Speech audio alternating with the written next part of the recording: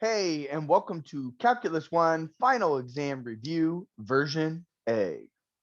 So, if you are watching this, obviously you know where to go, but just so you know where this version is, again, in our online math resources course that you have enrolled in, obviously you're enrolled in it. Open it up, scroll down to the bottom. Let's find our calculus course. Here it is, Calculus with Analytical Geometry or Analytic Geometry. Open that up. Scroll over here to test review material, click on it. And right down here at the bottom, here is review version A. That's the one that we're going to be going through. We are creating the study guide right now, or sorry, not the study guide, the solution guide right now. And as soon as Zoom, after this whole meeting is over, compiles the video, we will link the video right there for video version A.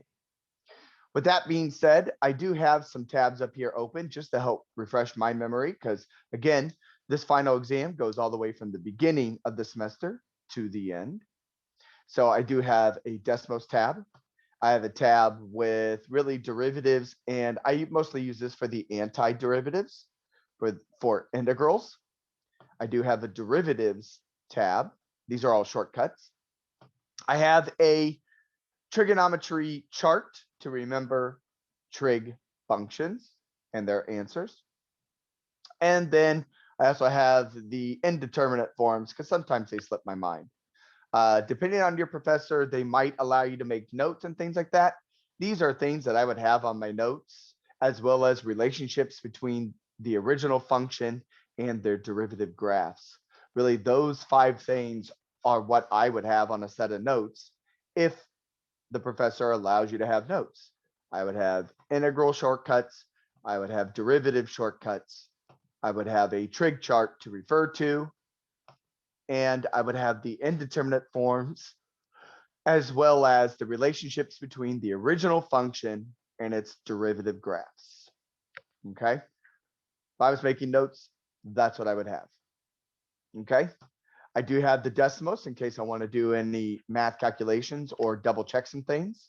And I also have my TI-84 because Desmos and 84, they're really good calculators to use.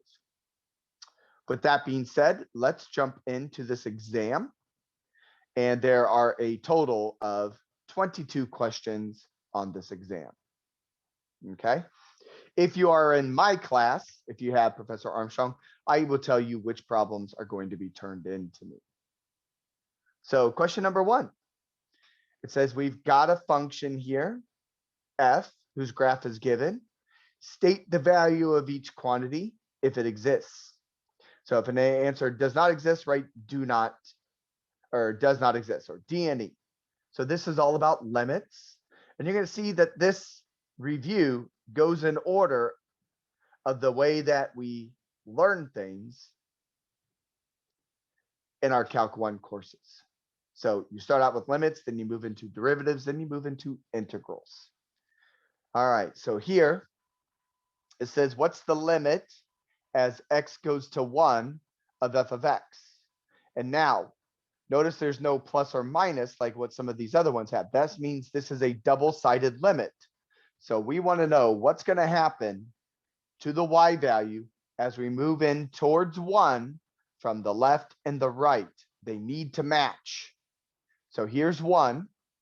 So as I come in from the left, my y values are honing in on the number 2.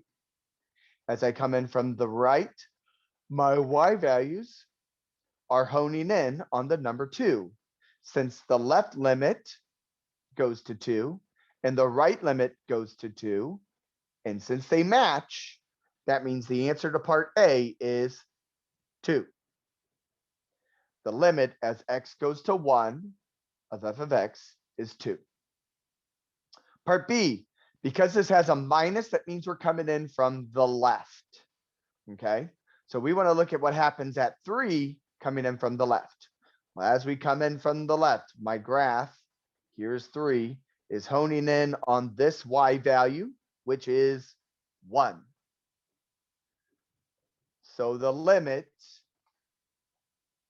as x approaches 3 from the left of our function is 1. When you have the plus sign, that means it's coming in from the right. So as we come into this x value from the right, my y values are going towards this number, 4. So the limit as x approaches 3 from the right is 4. D, this is the double-sided limit. Well, we already know the two answers. We just got to see, are the answers from B and C the same?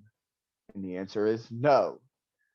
B's answer was 1, C's answer was 4. So for part D, since those answers were not the same, this is a D and E. The limit as x goes to 3 does not exist. Because I got two different y values it's coming in towards. Excuse me. And then last but not least, what is f of 3? Where is the closed dot? And that is up at 3. And there you go. There's our answers. 2, 1, 4 does not exist. 3. Moving on. Question number 2. Again, they give us a function, so we actually know what f of x is this time. And the directions say use the graph. So we know we're going to have to use some technology on this. Use the graph of f to state the limit. So it's a lot like this problem, but instead of me actually giving you the graph, you have to go look at the graph, okay, using your technology. And again, if the limit doesn't exist, we write D and E. So we're going to look at coming into 0 from the left, coming into 0 from the right, and then we'll analyze these two to figure out part C, where what is the limit as x goes to 0 of our function. So I'm just going to go to Desmos. So I'm going to put our function in. Can't stop yawning. So e to the 1 over x minus 4, e to the 1 over x plus 1. Okay. So f of x equals e to the 1/2 minus 4. And I should put parentheses around this so I can do the division statement. There we go. So that the parentheses were so that it knows all this is in the numerator. And then I've got e to the 1/2 plus 1. So I need to double check. I want to make sure. Go back to my piece. So there, e to the 1/2 minus 4, e to the, oh, sorry, e to the x. Whew, that's why I go back and check things. So that's not a 2. No wonder it's a straight line. I was like, well, that's just weird. There we go. There it is. There's our graph. So I'm just kind of zoom in a little bit. There we go. So our first one is as the limit comes in from the left. So as we come in from the left, our y values are coming down here and it is approaching the value 4. Then part B is all about coming in from the right. So as we come in from the right, our value is approaching 1. So since these two limits are different, the answer for part C is D and E. Because the left limit is 4, the right limit is 1. They're not the same, D and E. So coming back, this is 4, 1 does not exist. All right, so down here, they're giving us some pictures and they want us to talk about limits and what their answers are. Well, this is all about limit properties here and using the graphs to help you out because you're going to be able to tell the limits based off of the graphs. So the blue graph is f of x, the green graph is g of x. So I'm going to write these down real quick. P, C, D. All right. So A is the limit as x goes to 2 of f of x plus g of x. B is the limit as x goes to 0 of f of x plus, sorry, minus g of x.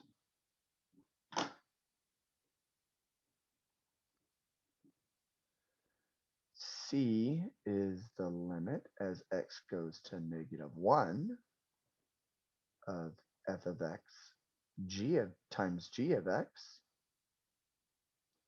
D is the limit as x goes to 3 of f of x divided by g of x. E is the limit as x goes to 2 of x squared times f of x.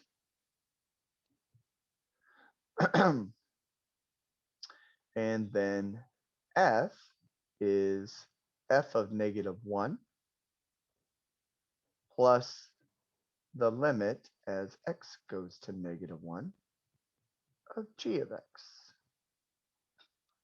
Okay, so I had to write these down real quick. So looking at what's going on, so you can see there's all the answers we've had before. I've been making the answer key as we've been moving along. So what you're doing here is you're going to apply limit properties, and then we're going to evaluate these limits. So we have a limit property that says if there is addition going on, we're going to go ahead and take the limit, and we can take the limit of each one and then add the answers. So this really looks like the limit as x goes to 2 of f of x plus the limit as x goes to 2 of g of x. Well, we can go and figure out what these limits are. We have the graphs of these. So I'm going to find the limit of f, find the limit of g, and just add those two numbers. That's it. So the limit of f as it goes to 2, well, here's 2. My values are coming down here towards -1 on both sides. So the limit of f at 2 is -1. We're going to add that with the limit of g. So g at 2 is right here. So we're coming in towards this y value right there. That's a +2 on both sides. So what we're looking at is -1 plus 2, which is 1. And that's it. That's what we're doing. So we're going to do the same thing, because if we can split them up with addition, we can certainly do that with subtraction. So we're going to have the limit as x goes to 0 of f of x minus the limit as x goes to 0 of g of x. We just need to go find those values. So back here, so 0, as we come in to the limit for f of x, that is a +2. Minus, as we come in here, there's a problem. There's two limits. From the left side, we come into 3. From the right side, we come into -1. So this does not exist.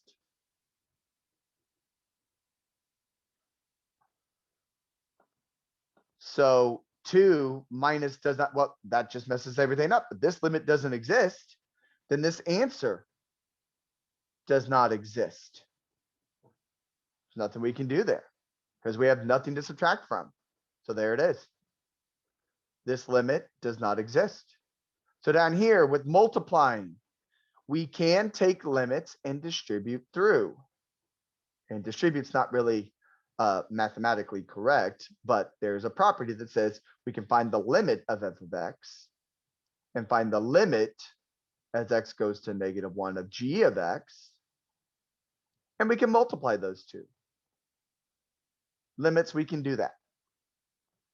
So let's go find the limit as x goes to -1.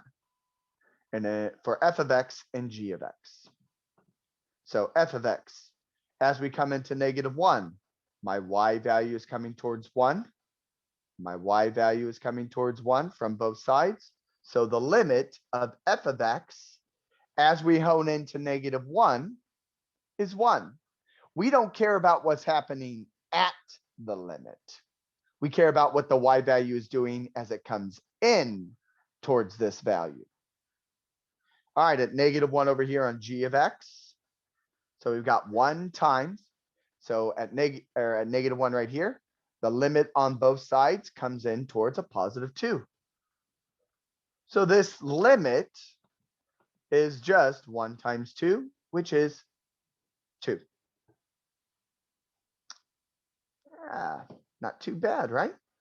So if we can distribute the limit through, again, horrible math that I'm saying, but it's like that, through multiplication, we can do that with division. So the limit as x goes to 3 of f of x is being divided by the limit as x goes to 3 of g of x.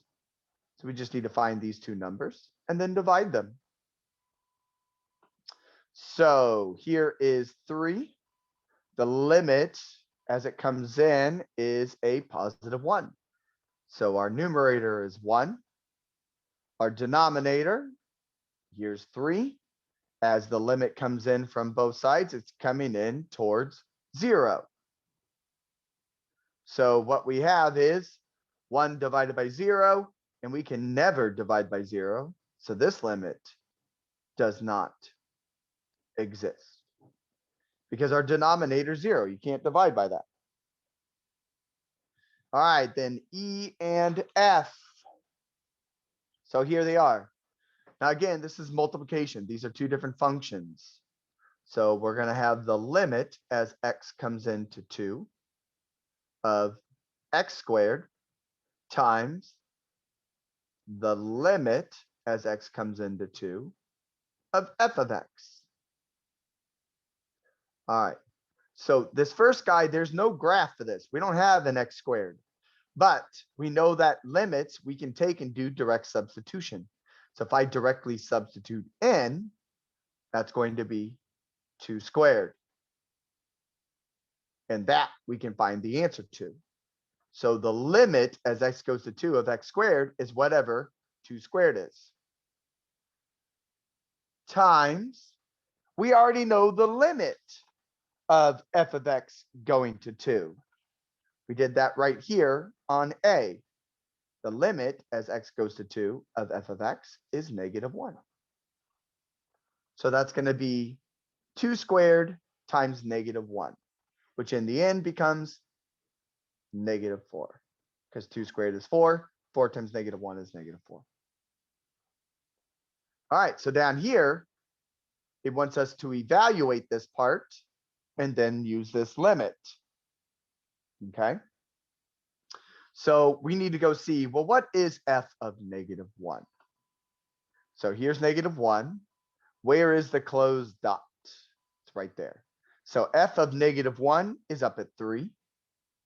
So we got 3 plus the limit as x goes to -1 of g of x. We already knew, or you could look at it on the graph there. But again, we already knew it. Here it is, the limit as x goes to -1 of g of x. Well, that's 2. So this is just 3 plus 2, which is 5. And there you go. That's all it was. Using a graph to help you apply limit properties. Okay. So going back over our answers, A was 1, B was does not exist, C was 2, D was does not exist, E was -4, and F was 5. Moving right along. So number 4 was really talking about the limits and how they can help us identify asymptotes, because we are talking about as limits go to infinity and Sometimes when we evaluate the limit, the answer is infinity. So we've got a couple pieces here. Part A, part B, part C, part D, part E, and part F. So the first one, whenever you have like A and B, where limits are going to infinity, when we ask about X going to infinity, this is what we're talking about end behaviors. So if this is an actual number answer, that leads us to know that we have horizontal asymptotes. So whenever you are dealing with X going to infinity, and the answer is a number, these are asymptotes, horizontal to be specific. Over here, when we deal with these, we might find that these limits go to infinity. Whenever you have a limit that goes to infinity, that's signifying that we have vertical asymptotes. Sorry, I lost my train of thought for a moment. So whenever you have X going to a number and the limit of that is infinity for an answer, then that signifies vertical asymptotes, which is why we have part E and part F. All right, so as X goes to infinity, so as this thing shoots all the way up here, keeps going and going and going, what are the Y values doing? Well, this thing's going up and it's like it's honing in on this number that's right here. So for part A, as X goes to infinity, this graph is coming in towards the number 2, the Y value of 2. So that means because this is honing in on an actual number, we have a horizontal asymptote right here. Now, which one down here is the horizontal asymptote? We're going to go ahead and answer that part. That is part F. F is the horizontal asymptote equations. And we've got Y equals 2 so far. So right now we know that we have a horizontal asymptote at Y equals 2. All right, let's see what happens as we go to negative infinity.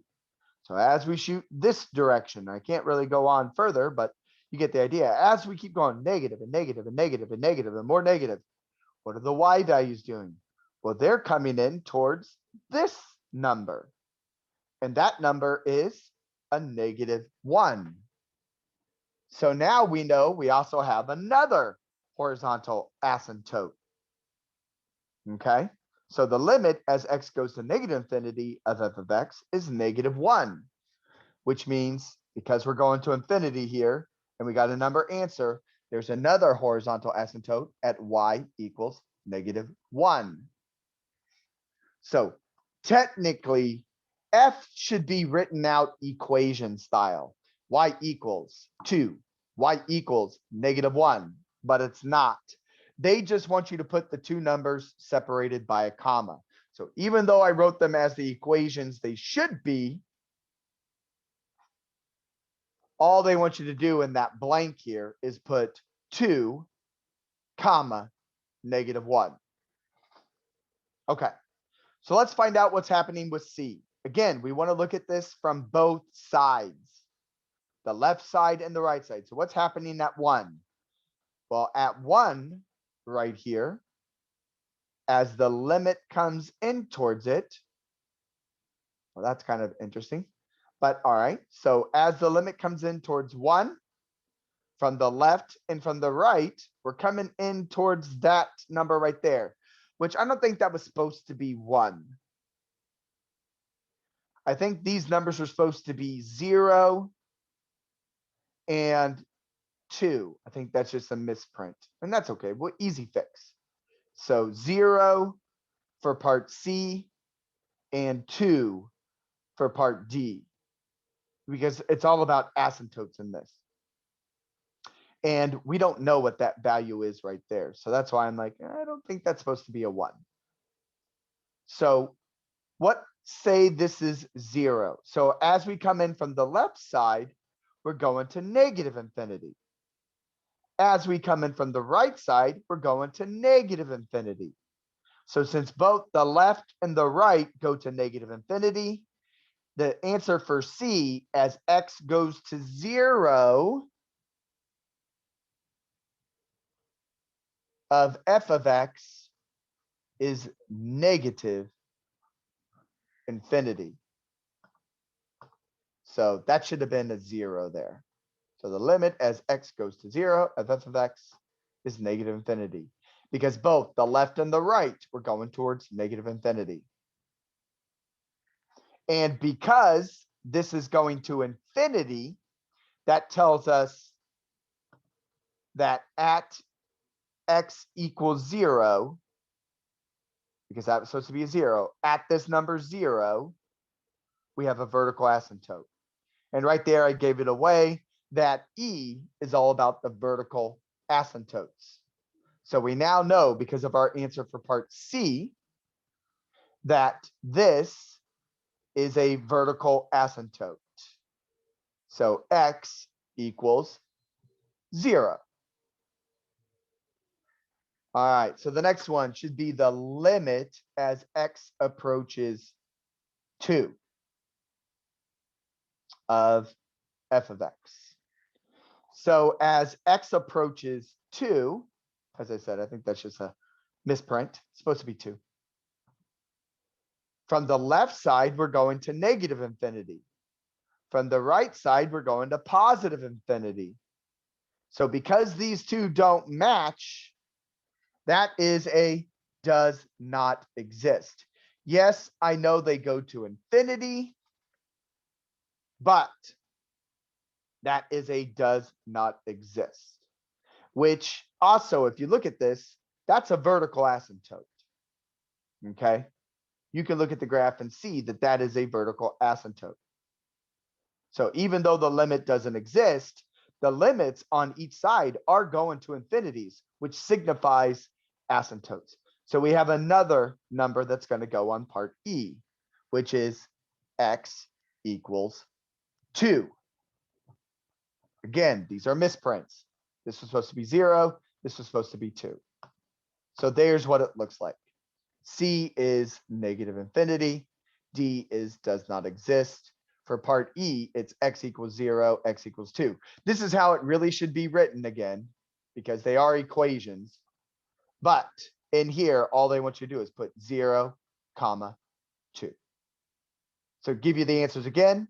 A is 2, B is -1, C is negative infinity, D is does not exist, E is 0, 2, F is 2, -1, or -1, 2. -1, 2. It doesn't really matter the order as long as you put a comma between them. And there's number 4. All right, number 5. If you have me as a professor, nope, never mind. I thought number 5 was a turn-in one, and it's not. So number 5. So they tell us that we have this equation, y equals x squared plus 9x. We got this point, -3, 8, sorry, -3, -18. Almost messed that up. Put the wrong sign. -18. And the goal of this is they really want you to graph the function and its tangent line. So we want to find the equation. Okay. Now, the cool thing is on the exam, I know for a fact that this is a multiple choice. So even though I'm going to graph this on Decimos and take a screenshot for my answer, you're not doing a screenshot of this. Okay. This is a multiple choice answer. All right. So you'll have pictures of the graph and the tangent line. You just got to select the right one. So the first thing we want to do for part A is we want to find the slope of the tangent line at this point. So in order to do that, I need to find the derivative. Okay. So you really have 2 ways to do number 5. So option 1, you can use limits. to find the derivative. And remember, the limit formula was limit as h goes to 0 of f of x plus h minus f of x all over h. Or option 2,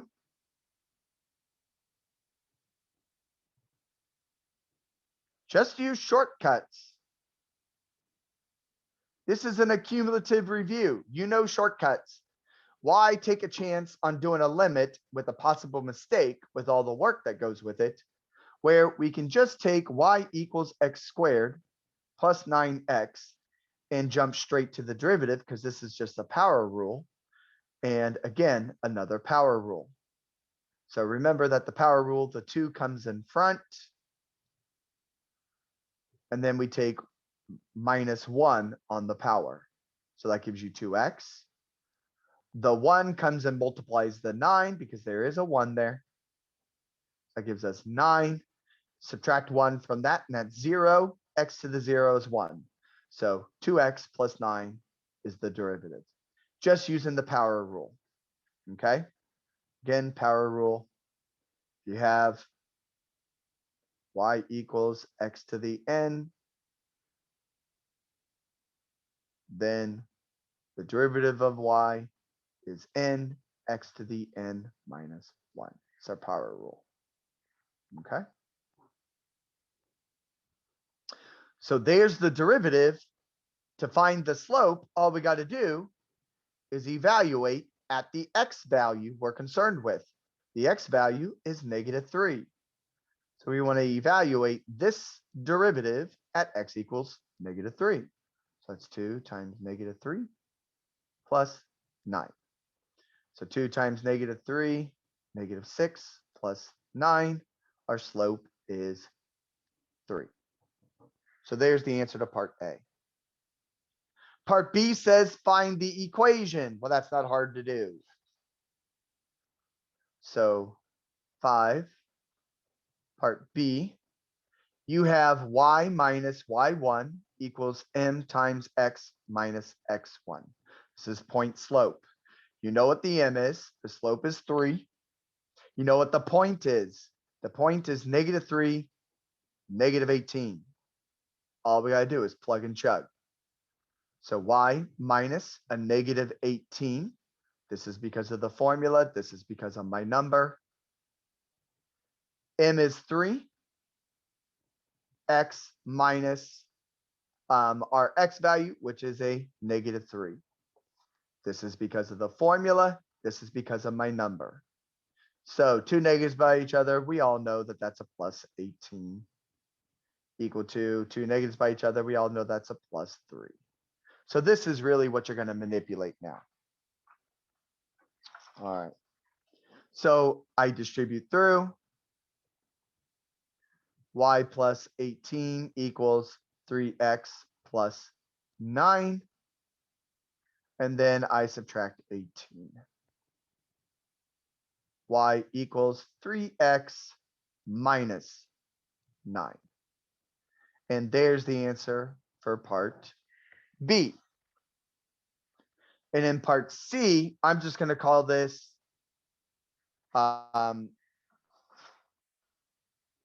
oh gosh, where's my whiteout? There it is. I'm just going to go to Decimos and show you the screen of it.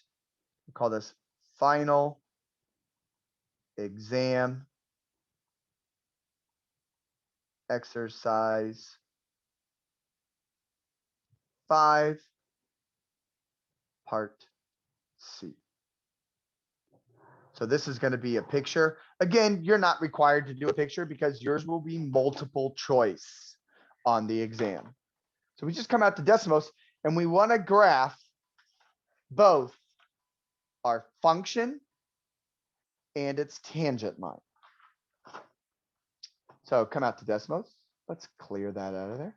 So our function f of x, oops, not 9, f of x equals, it was x squared plus 9x, I believe.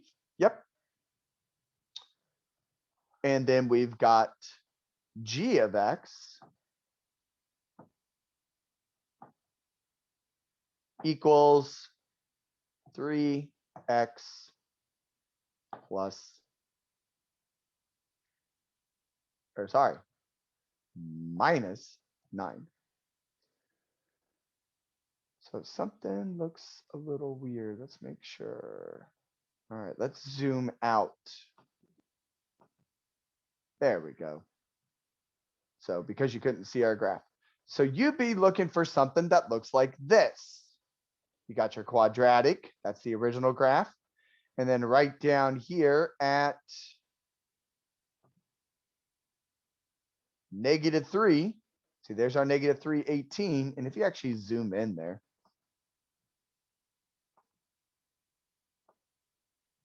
so -318, you're probably looking for this graph. Okay, this is probably what it will look like.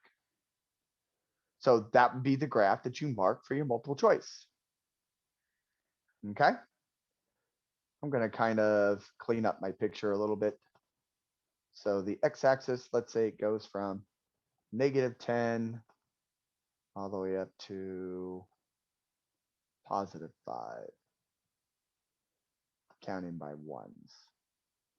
And the y-axis, let's say we've got a +5, just kind of cleaning this up, +5 down to a, oh, sorry. This should be the +5, Mr. Armstrong, down to a, let's say, -30, counting by ones. There we go. An even better kind of cleaned up graph. And that's the guy we want. Okay. So I'm just going to go ahead and get my shot of this. Just going to save it as a PDF. I don't need the preview. I know what it looks like. See, there's what it looks like. We're going to save. Final exam review. Oops, I should have put that in there. Exercise 5, part C.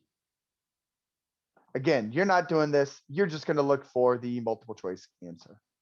Okay. Cool. All right, let me fix my little write up here because I called it review. And I probably should have like a version A in there or something like that, since this is version A. Let me go fix that because I am somewhat of a perfectionist when it comes to that. Review version A, exercise 5. There we go. Much better. Review version A.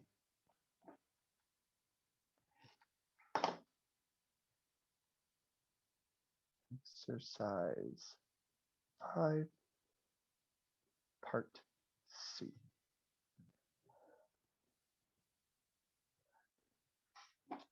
Perfect. And that, my friends, is part C. You're just going to look for the multiple choice graph that matches what you saw. All right, number 6, moving right along. We're doing great. Number 6. So number 6, little multiple choice, but nothing crazy. We have 2 points. We got P, which is 4, comma, F of 4. And we got Q, which is X, comma, F of X. And they are asking us to write the slope of the secant line through the points PQ. Okay.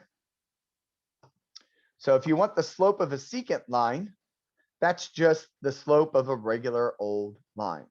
So we want the slope of the secant PQ. Well, we know how to find slope. Y2 minus Y1 all over X2 minus X1.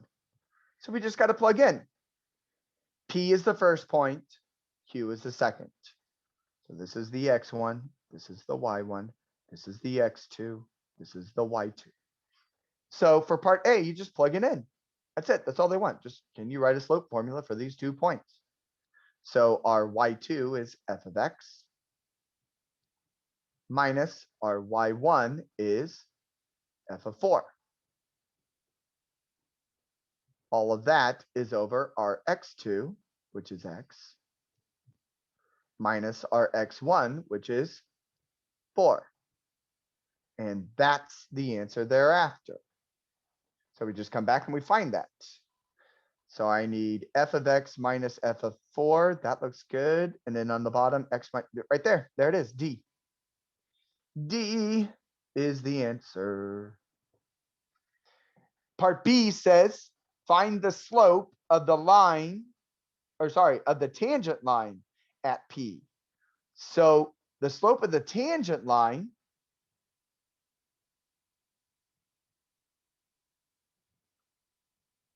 at P is just the instantaneous slope or rate of change. It's the instantaneous of this. So all you do to get the instantaneous, because that's what it is,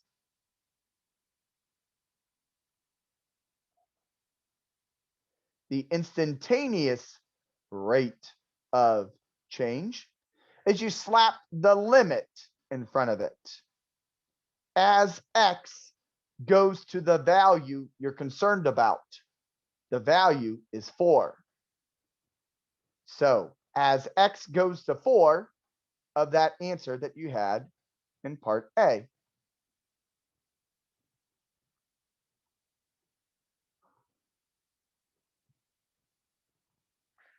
This is all that makes it the instantaneous or the tangent line at P. You add the limit to this answer of the X value you're concerned with, which is 4.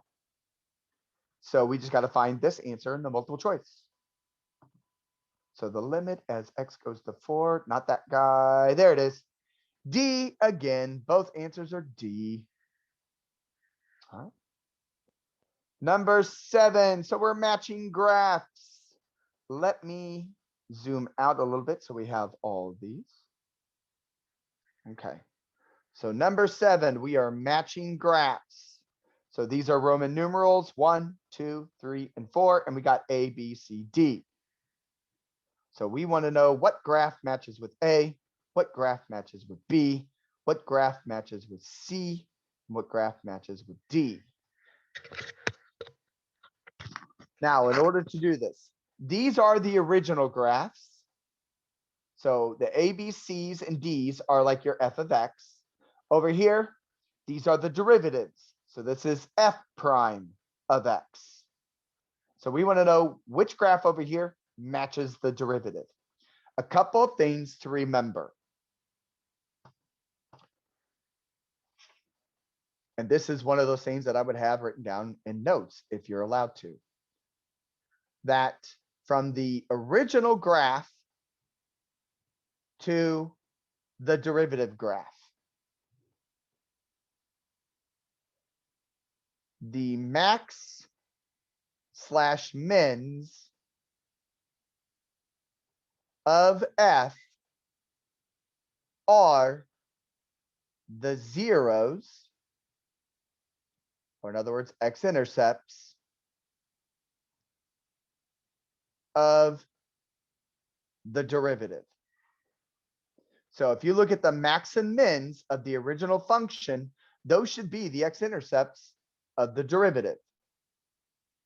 Also, know that if F has corners,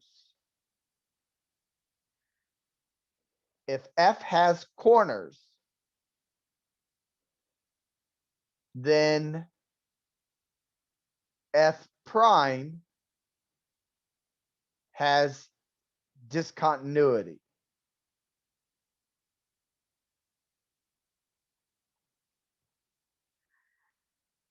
Okay. Then F has discontinuity. There's like a gap because technically the derivative does not exist at the corner. So keep that in mind when you do this problem.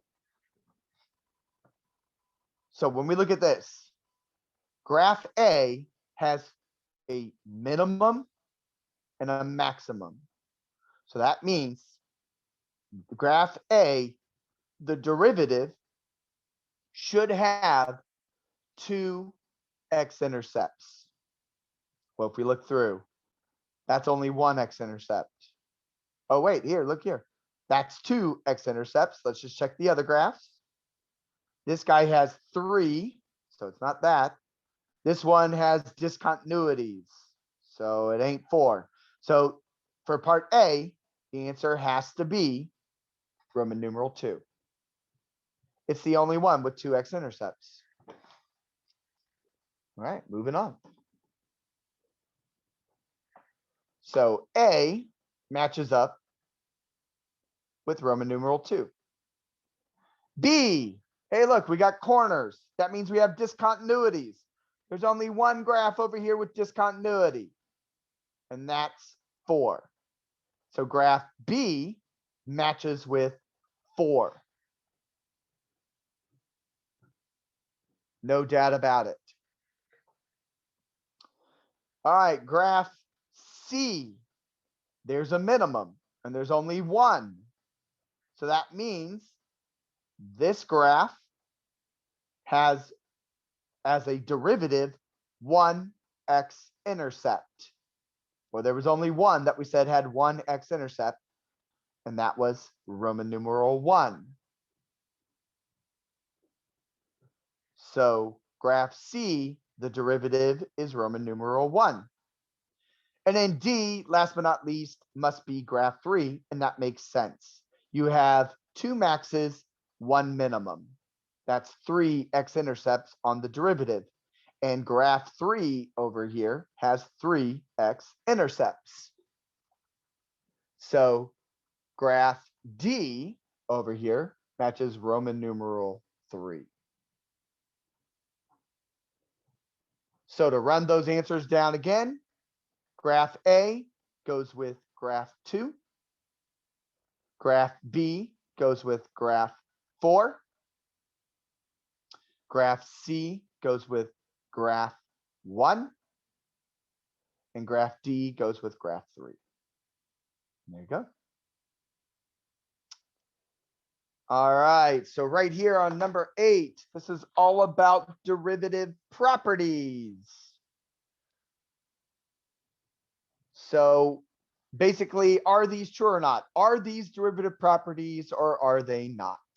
True or false? So let me write this down real quick. There we go. So if f and g are differentiable, we can take the derivative.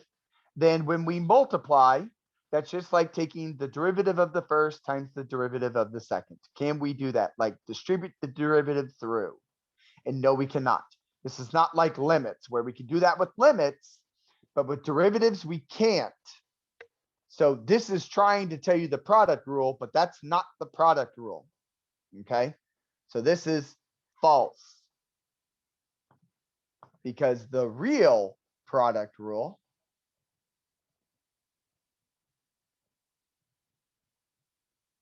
looks like this. It's the derivative of the first times the second function plus the derivative of the second function times the first. That's the real multiplication rule for derivatives. So they weren't even close. Part B. So is this the chain rule? That's basically what part B is asking. If f and g are differentiable, then if I've got a composition here, this is how we take the derivative of the composition. Is that true? Absolutely. Because what you're seeing here, F is the outside, G is the inside. So you take the derivative of the outside, okay? Leave the inside alone. And then you multiply this answer by the derivative of the inside. So this is absolutely the chain rule. And then last but not least, is this the derivative of the square root of F? Okay. So if you look at this, they want to know, did I apply the chain rule correctly? That's what they're asking here. Because this is a chain rule. Your outside function is the square root. Your inside function is F. Okay. So did they apply the chain rule correctly? And yes, they did. This is true. Just to kind of walk you through that, to show you that it really is the same thing.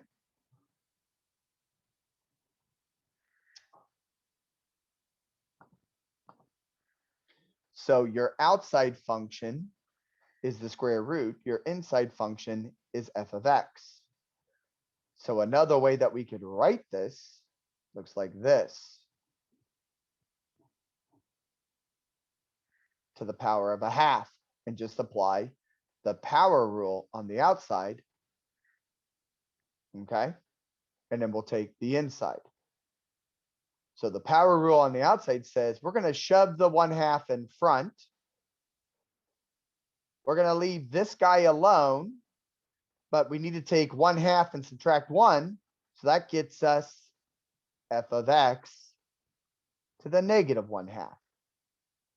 And the derivative of the inside, because that's the derivative of the outside right here, the derivative of the inside is just f prime of x.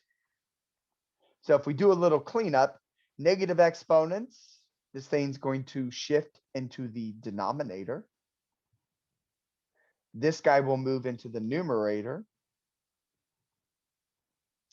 In the denominator, I've got 2 and f of x to the power of a half.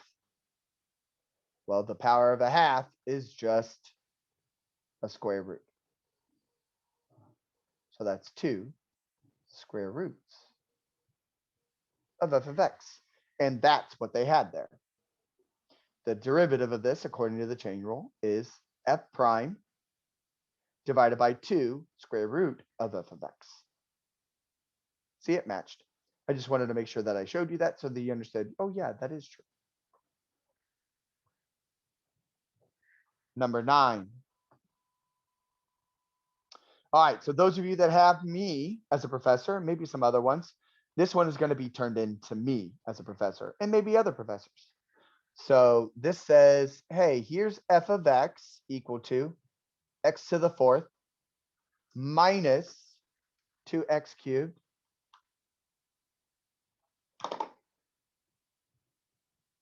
plus x squared.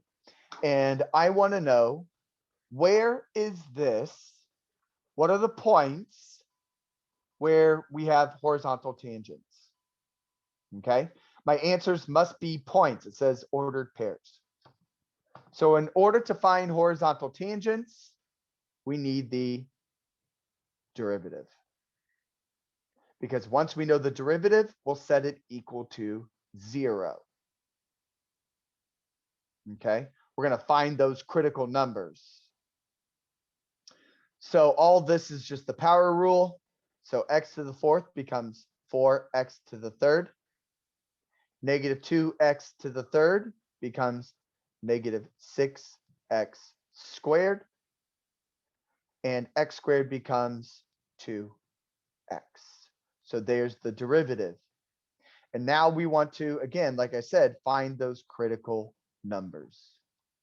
And in order to do that, you're going to look at where there are zeros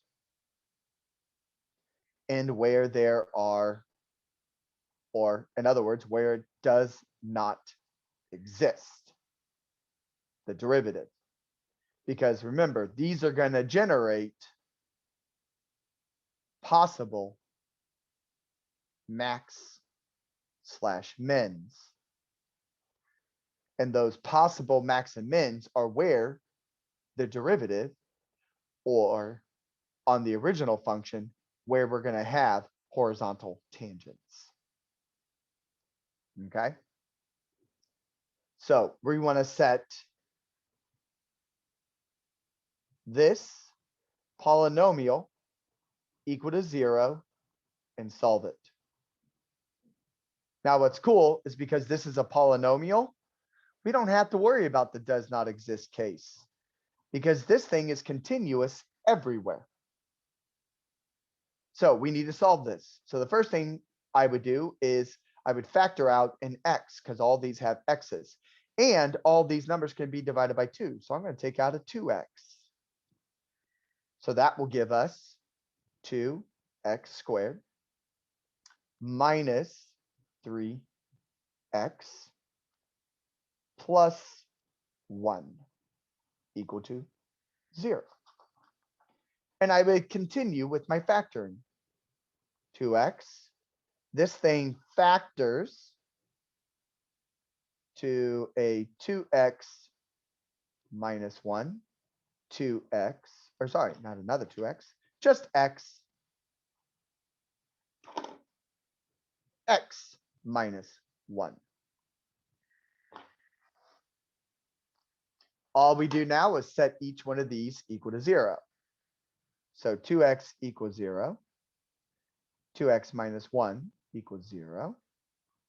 X minus 1 equals 0. So we can definitely solve this. So you just divide by 2. X is equal to 0. So we've got a possible 0 here. Okay. Solve this guy. So we're going to add 1. 2x is equal to 1. Divide by 2, divide by 2. X is equal to a half. So there's another possible 0. And then we're just going to add 1 to both sides on this one. So x is equal to 1. So these are all possible maxes and mins. So I'm going to kind of do a quick cheat here. I could go in and I could check the behaviors for these. It wouldn't be that hard to check the behaviors. But I'm going to do a quick cheat and I'm just going to come out here. I'm just going to check and see if they really are max and mins. So all I got to do is just graph the original function. So I'm going to speed things up a little bit. X to the 4th minus 2x to the 3rd plus x squared. All right, so I got to check some things. So I need to kind of zoom in down here because I can't really tell. Yes, so it looks like there's definitely some max and mins going on here. So I can zoom it in even more. Show you. Let's say -1. Let's go out to a +2. And then on the y-axis, I really need to zoom this in. So let's say -1 to a +1. So there we go. Yeah, you can definitely see the maxes and mins. And one of the mins happens at 0. Okay, so we know that. Another min happens at 0.5. Good. And then the fourth min, or sorry, max happens at 0.5. And then the fourth guy happens at 1. Cool. So I'm not going to worry about checking the behaviors of these because I now know that they are truly maxes and mins. But we do need to show the work on how we get the point. So all we're going to do to get our answers is plug in. So f of 0. And we're plugging in back into the original. So that's 0 to the 4th minus 2 times 0 to the 3rd plus 0 squared. Well, that's just going to give us 0. So we know that we have a horizontal tangent at 0, 0. F of 1/2. So 1/2 to the 4th minus 2 times 1/2 to the 3rd plus 1/2 squared. All right. So 1/2 to the 4th is 1/16. 1/2 cubed is times 2 is negative 1/4. 1/2 squared is positive 1/4. So we now know that this is 1/16.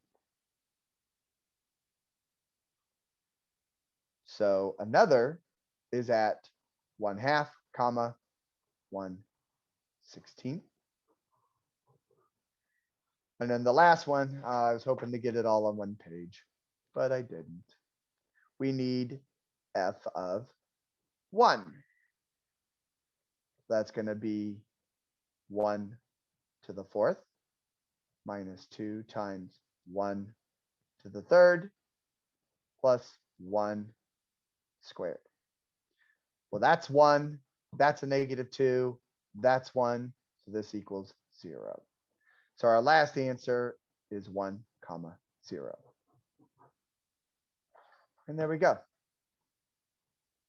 Easy peasy. So our answers are parentheses 0, 0, parenthesis, 1/2, 1/16, parenthesis, and 1, 0, parenthesis. And the cool thing is, again, you can double check that. Oh, look, 0, 0, 1, 0, and 0.0125. Well, or 0.0625 fraction, 1/16. So you can double check yourself. Moving on. So let me zoom back in a little bit. We don't need all that page. So right here, number 10, you are applying derivative properties. That's it. So we know that f of 5 is equal to 1. We know that g of 5 is equal to negative 5. We know that f prime of 5 is equal to 3. And we know that g prime of 5 is equal to 6. So the first thing they want us to do on part A is they want us to multiply f and g and find the derivative. Well, basically, what is the derivative of f times g at 5? That's what they want to know. And then for part B, because I'm going to put part B down here so that way I don't have to flip back to this. We want to find the derivative of f divided by g at 5. So this is all about knowing those properties. Well, we talked about it a couple minutes ago. What is the multiplication property for derivatives? Well, it's f prime times g plus g prime times f. So all we have to do is plug in the numbers we know. F prime for 5 is 3 times our g prime, or our g is negative 5 plus our g prime, which is 6, times our f, which is 1. So that's all we got to figure out. Well, that's going to give us negative 15 plus 6. So in the end, the answer is negative 9. Down here, we are going to apply the quotient rule. Quotient rule, I always like to use the high hose, is ho d high minus high d ho all over whole squared. F is the high, G is the whole. So all we got to do is apply in here. So this is just G. So G is -5 times D high. So that's the derivative of the F, 3, minus high, which is F. So that's 1 times D ho. So that's ho is G. So the derivative of G is 6 all over ho squared. So that's G. So that's -5 squared. There we go. So we got -15 minus 6 all over -5 squared is a 25. So up above, this gives us -21 all over 25. There you go. And there's our answer. Okay, almost halfway through. Question 11 is really halfway because there's 22 questions total. We're moving right along. So here,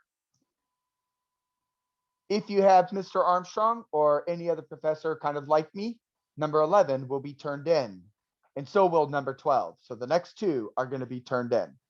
There are only a total of 4 that are turned in. So number 9, if you have me, is turned in. Number 11 and number 12 is turned in. And then there's one other. And we'll get to that one soon enough. So we got 3x squared minus cosine x plus y minus y squared equal to 10. We want to know what is dy over dx. That's the question. And we're using implicit derivatives. But that's not hard to deal with. So what we're going to do is we're going to take the derivative of each of these as we move towards this answer. So this is just a, that said product rule, power rule. So that gives us 6x minus this is a chain rule. Cosine is the outside, x plus y is the inside.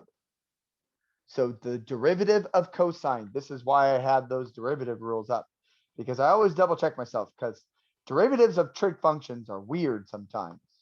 So I want to check this. Derivative of cosine is negative sine. Good, I'm glad I checked that because it's the signs that always mess me up.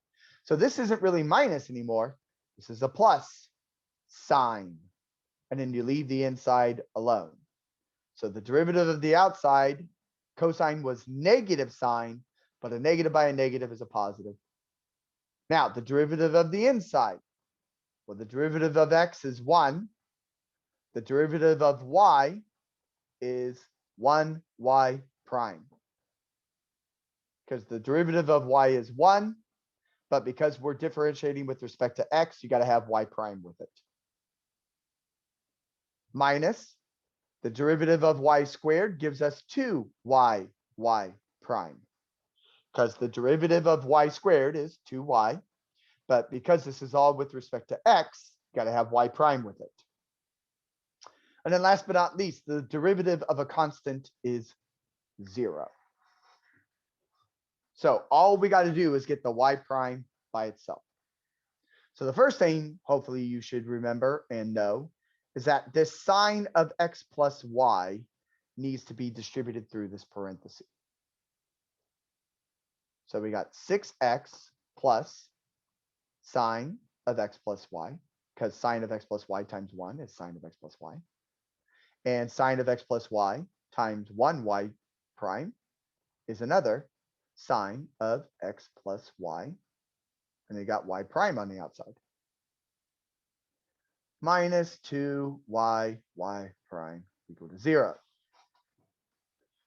So again, we're still trying to get y prime by itself. So let's just move these two to the other side. How do I get rid of a plus 6x? Subtract it. How do I get rid of a plus sine x plus y? Subtract it.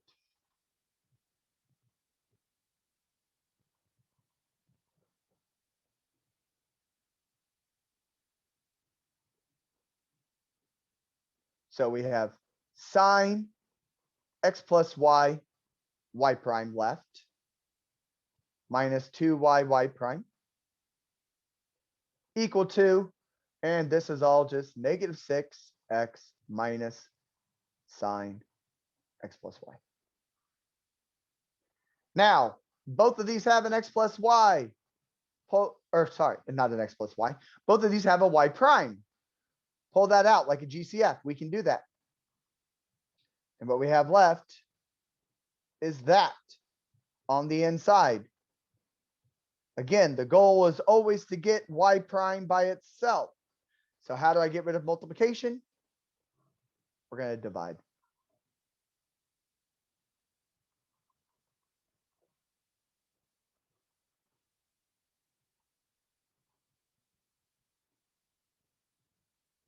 So y prime, or dy dx, is negative 6x minus sine x plus y all over sine of x plus y minus 2y. That's the answer. See, nothing crazy. Number 12. On number 12, I am asking you to find me the equation of the tangent line at the point. Y equals ln of x, 10x to the 10th, and this is 1 comma 0 is the point. So this is a lot like what we did up here in number 5. So we are over halfway now. This is just like what we did in number 5, except we're just not going to worry about the graph. We're just going to find the equation. All right, so let's do it. Okay. So this is a quotient rule. So we're going to do ho d high minus high d ho all over ho squared. Okay. All right. Sorry, I just wanted to fix something.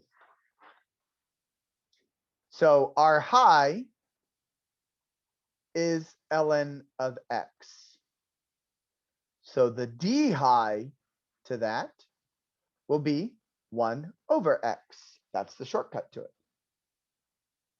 Our ho is 10x to the 10th. Our d ho will be just the power rule, 100x to the 9th. All we have to do now is apply what we know. So ho is 10x to the 10th. Our d high is 1 over x minus our high, which is ln of x, d ho, which is 100x to the 9th, all over our ho squared, which is 10x to the 10th. So technically, you can go from right here and start working towards your answer because you know that the x value is 1 and you can plug 1 in and get the slope. But I like to clean up. I always like to clean up. And I think that's good practice.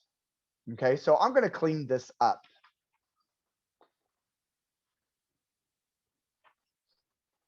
So we've got this little piece right here. So between the x to the 10th and the 1 over x, one of these x's, well, this x in the bottom is going to cancel out and shrink that down. So y prime is now 10x to the 9th right there, because this x takes out one of those. Minus, I'm just going to move the 100 x to the 9th to the in front of the ln.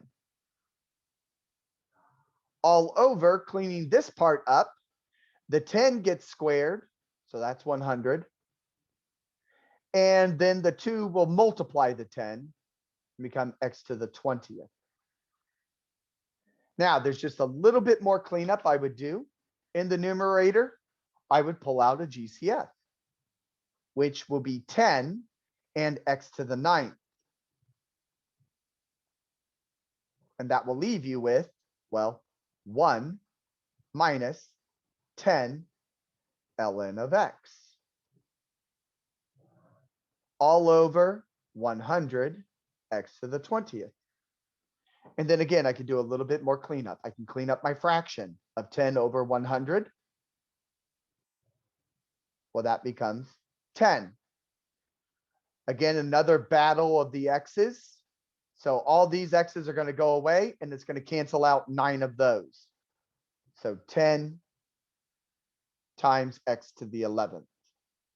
And in the numerator, because all this went away, because it was canceling with some of this, we have 1 minus 10 ln of x. See, this is a little bit, I think this is a little bit cleaner, and I think it's faster to plug into this guy. Because now, like I said, all we got to do is plug in y prime of 1. That's what we want to know, because we're concerned about the 1, the x value, which was 1. So we got 1 minus 10 times ln of 1 all over 10 times 1 to the 11th. Well, ln of 1,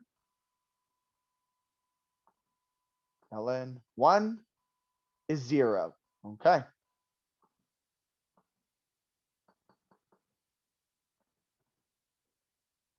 So we know now that this is all 0 right there. That's just 1 minus 0. 1 to the 11th is 1. 1 times 10 is 10. So our slope is 1/10.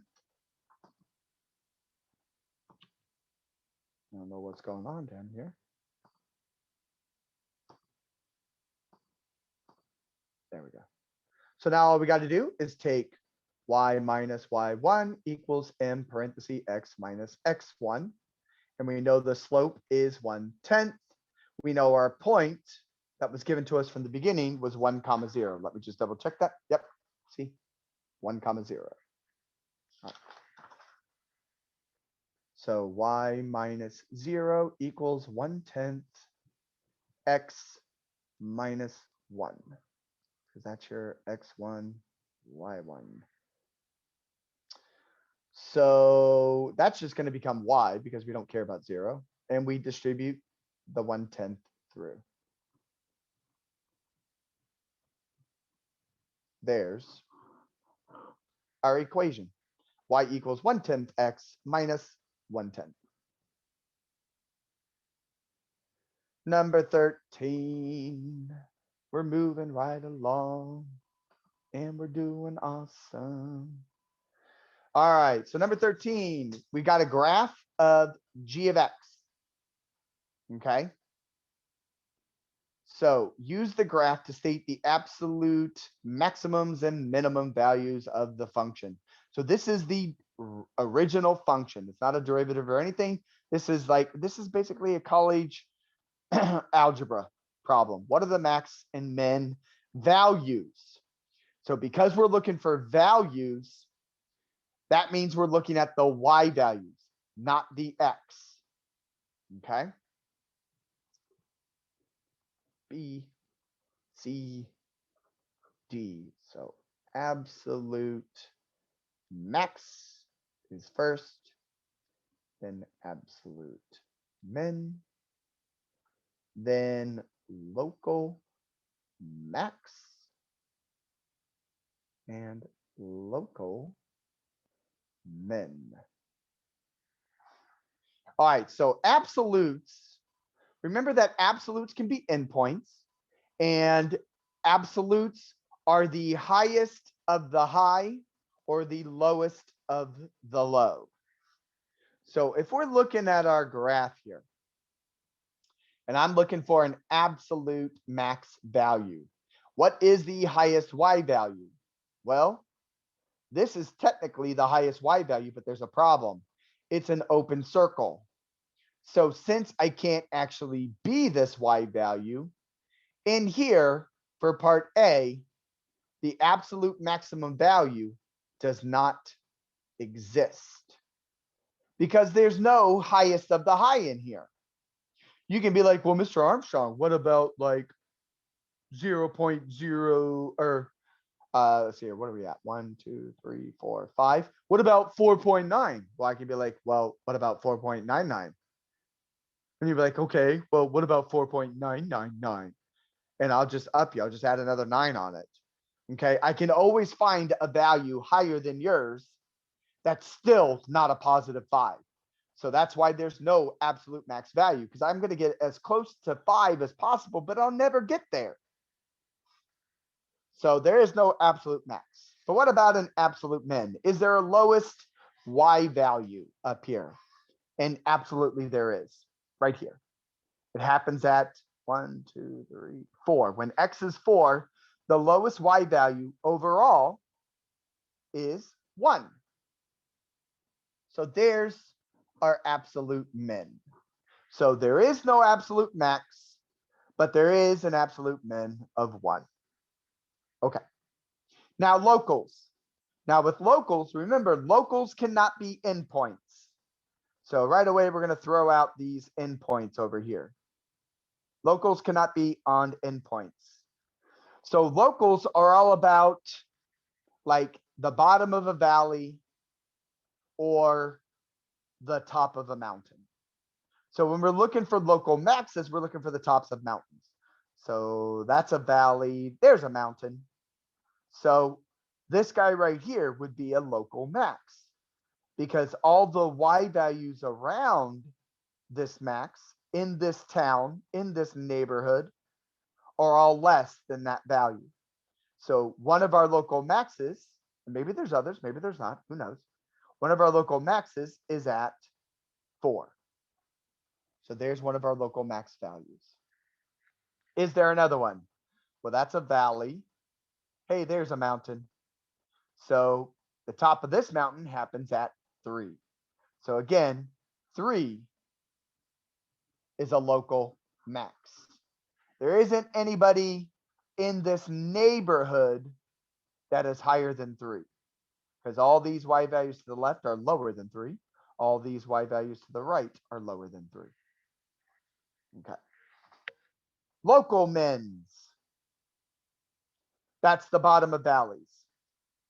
Well, here, this point right here is definitely at the bottom of a valley.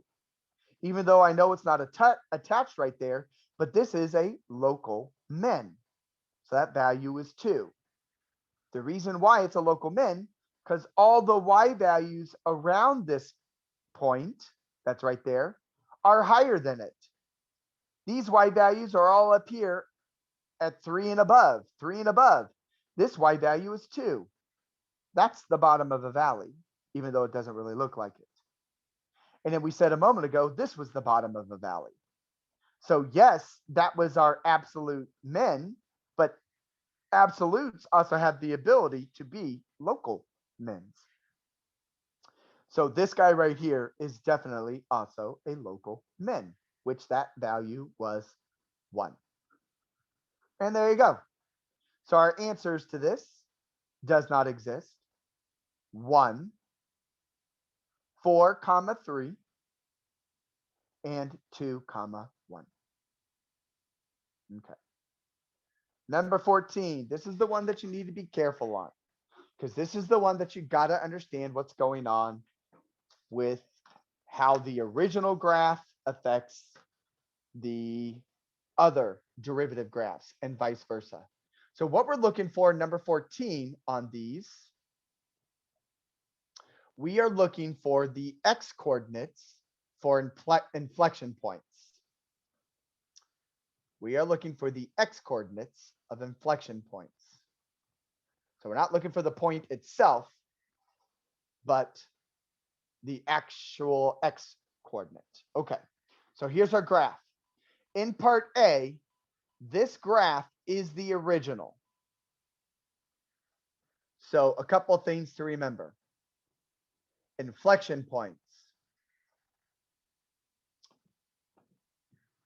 Inflection points happen when there is a change in concavity.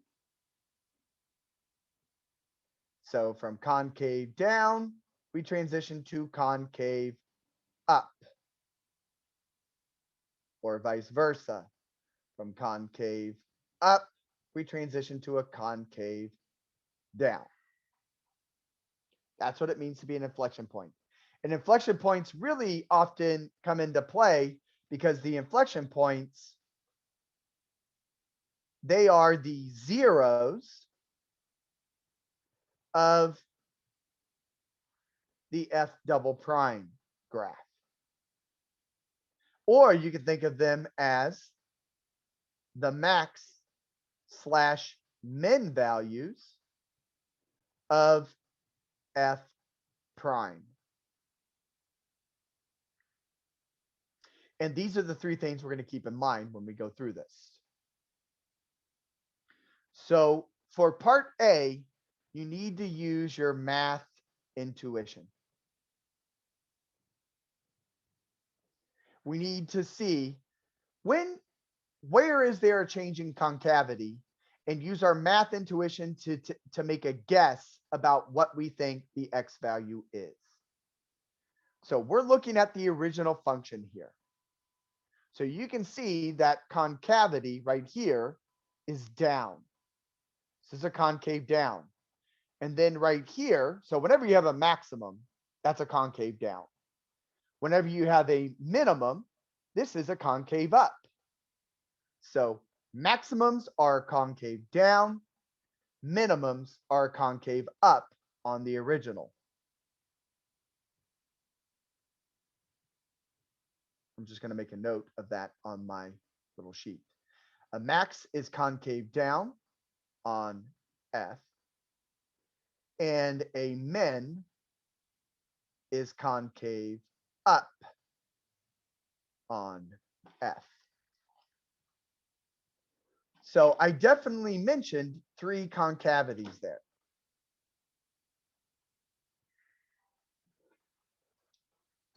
So right here, around the maximum value of -2,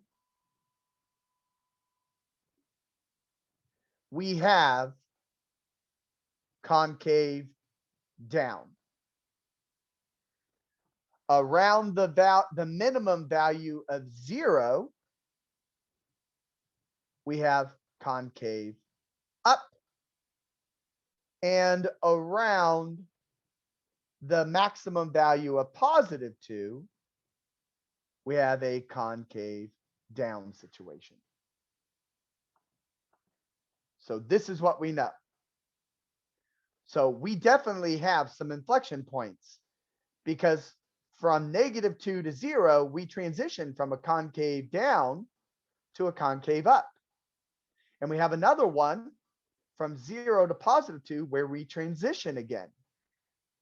So if I was to take a guess at where the X coordinate is using my math from -2 to 0, my guess that it's between here. So I'm going to say it's probably at a -1, halfway between. That's where the inflection X coordinate is going to be, somewhere here at -1. And then on the other side, from 0 to 2, I'm assuming it's probably going to be about halfway between there. It's not always halfway, just so you know, but a good guess would be a +1. So my answer for part A on my X coordinates using my math intuition is a -1 and a +1. So there's part A. Part B. Now the graph I'm looking at is the derivative. So remember, we just said this a moment ago. The max and the min of F prime, those are the inflection points. Okay. So let's take a look. So this is the derivative graph. We definitely have some max and mins. We've got a max at -2.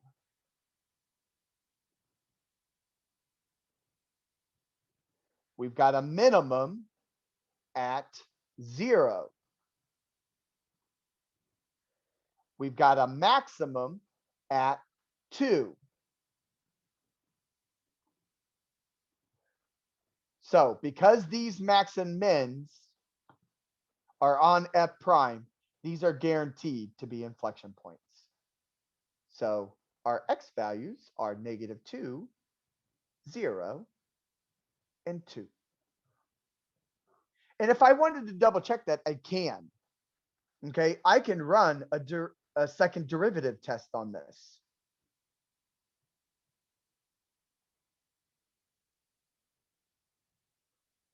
And I can show you that there's changing concavity here. So yes, I am looking at the derivative graph, but based off the derivative graph, I know things about F double prime. So if I look at the tangent lines on the derivative graph, that's telling me what F double prime is doing.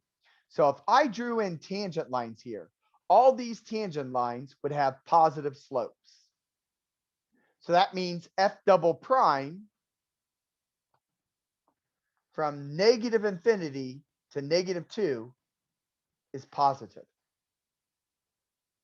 If I come back here from -2 to 0, if I drew in tangent lines, they would all have negative slopes. So that means from -2 to 0 for F double prime would be negative. And then I continue on.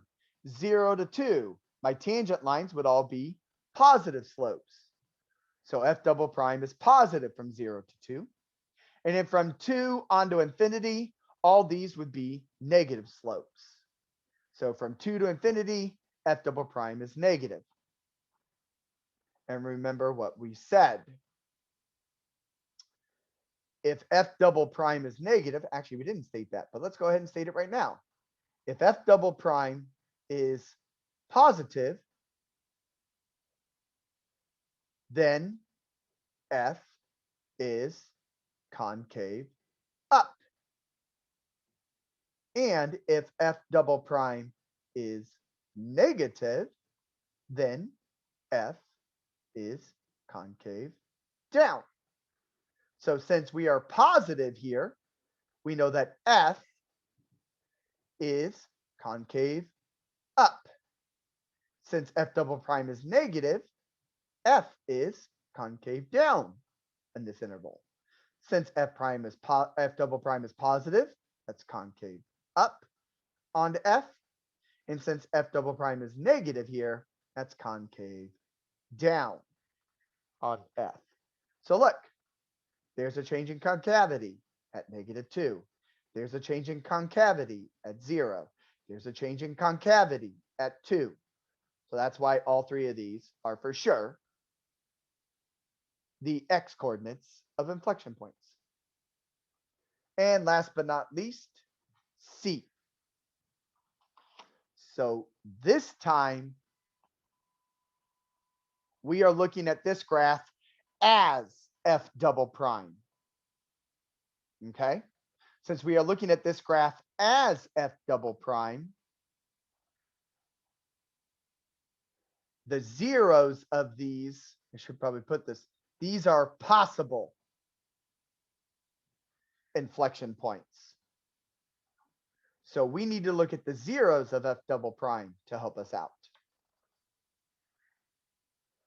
So this is the second derivative graph where the x-intercepts. Well, the x-intercepts happen at -3, 0, and +3. So right now, I have three suspects, -3, 0, and +3. So we need to do the same thing that we did up here, because I don't know for sure if these are inflection points until we do the same testing that we did right here.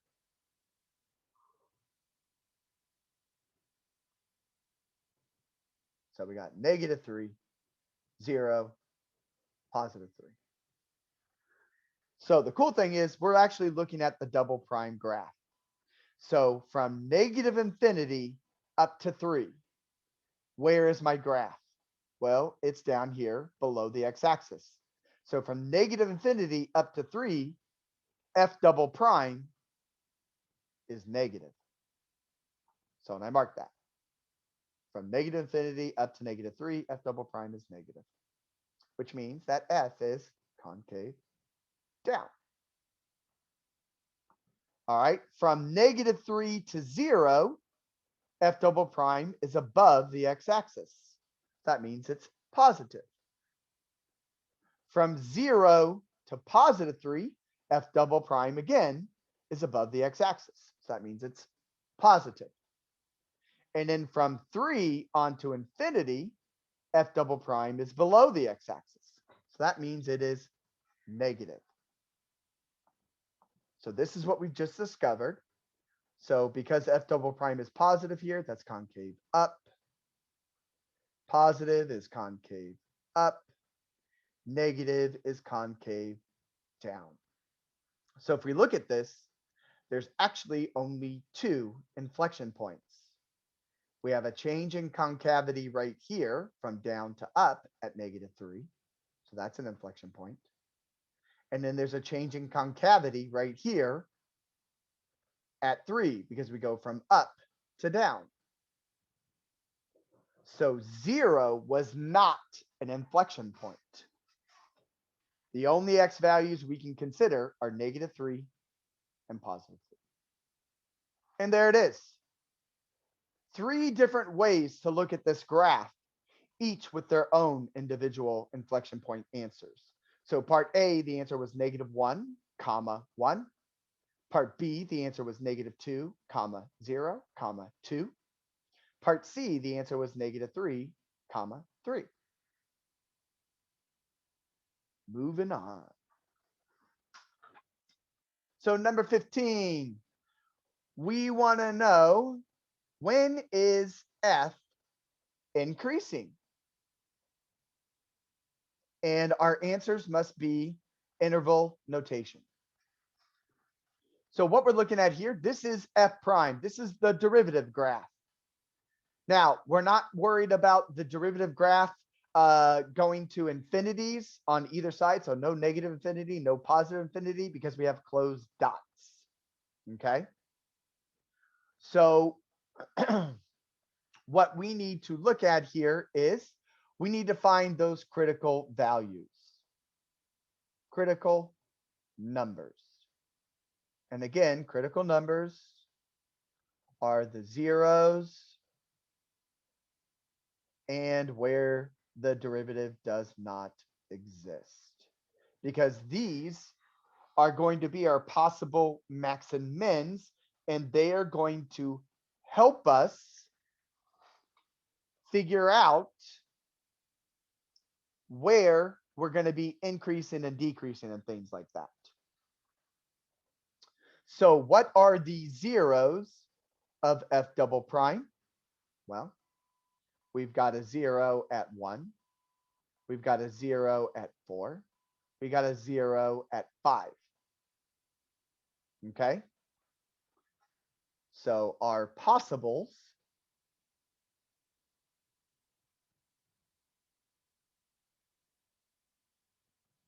max/mins are 1, 4, and 5. Okay.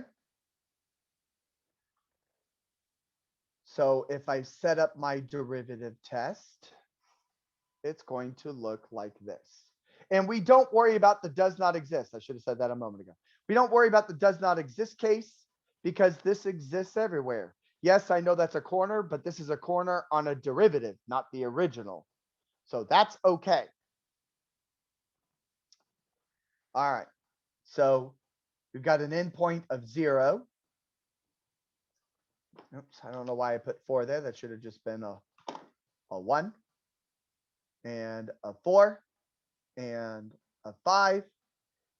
And we have another endpoint at 6. So this is what we're considering. And again, we don't go outside here because we are confined between these two endpoints. We're going to look at what f prime does and how that affects f.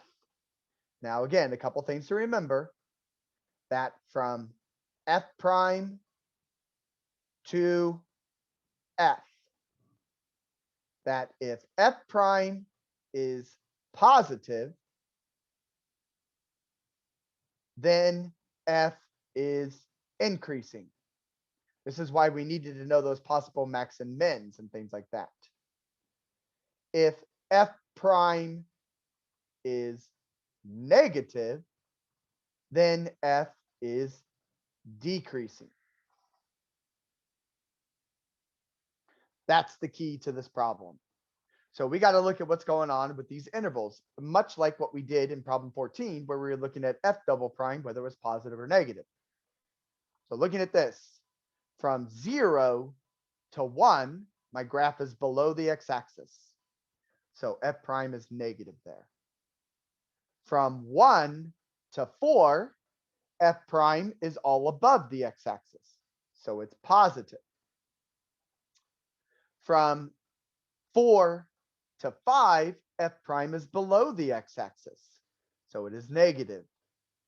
And then from 5 to 6, it's all above the x-axis. So it is positive. So this is what we now know. F prime was negative on this interval, positive, negative, positive. So what can we tell about f? Since f prime was negative, that means we are decreasing. We're going down. Since f prime is positive, that means we're increasing. F prime is negative, we're decreasing. F prime is positive, we're increasing. So all we want to know is, where are we increasing or decreasing? But also the cool fact is we now know that these for sure are maxes and mins. We actually know for sure, just a little extra tidbit of information, that 1 is a min. We know that 4, because it goes from increasing to decreasing, will be a max. We also know that at 5, that will also be a min because it goes from decreasing to increasing. So we do know that, but we're after just when is it increasing? So we're increasing here. So that's from 1 to 4. And you're also increasing on this interval, which is 5 to 6. And there you go. There's problem number 15. It's just these two intervals. Use a comma because the directions say use commas. 16, I can see the end getting closer. So if you have me or any other professor that follows kind of in my footsteps, number 16 is the last problem that you will turn in to me. So number 16, I want you to actually find the inflection points. Okay. And you're going to write your answer as an ordered pair.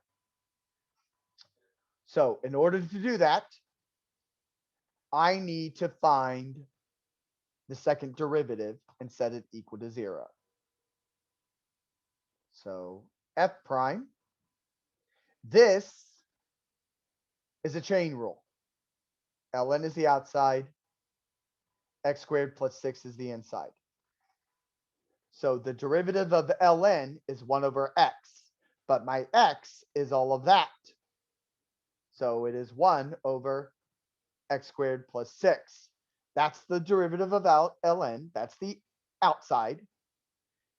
And we're going to multiply this by the derivative of the inside. But that's just the power rule in here. X squared is 2x. Constant is 0.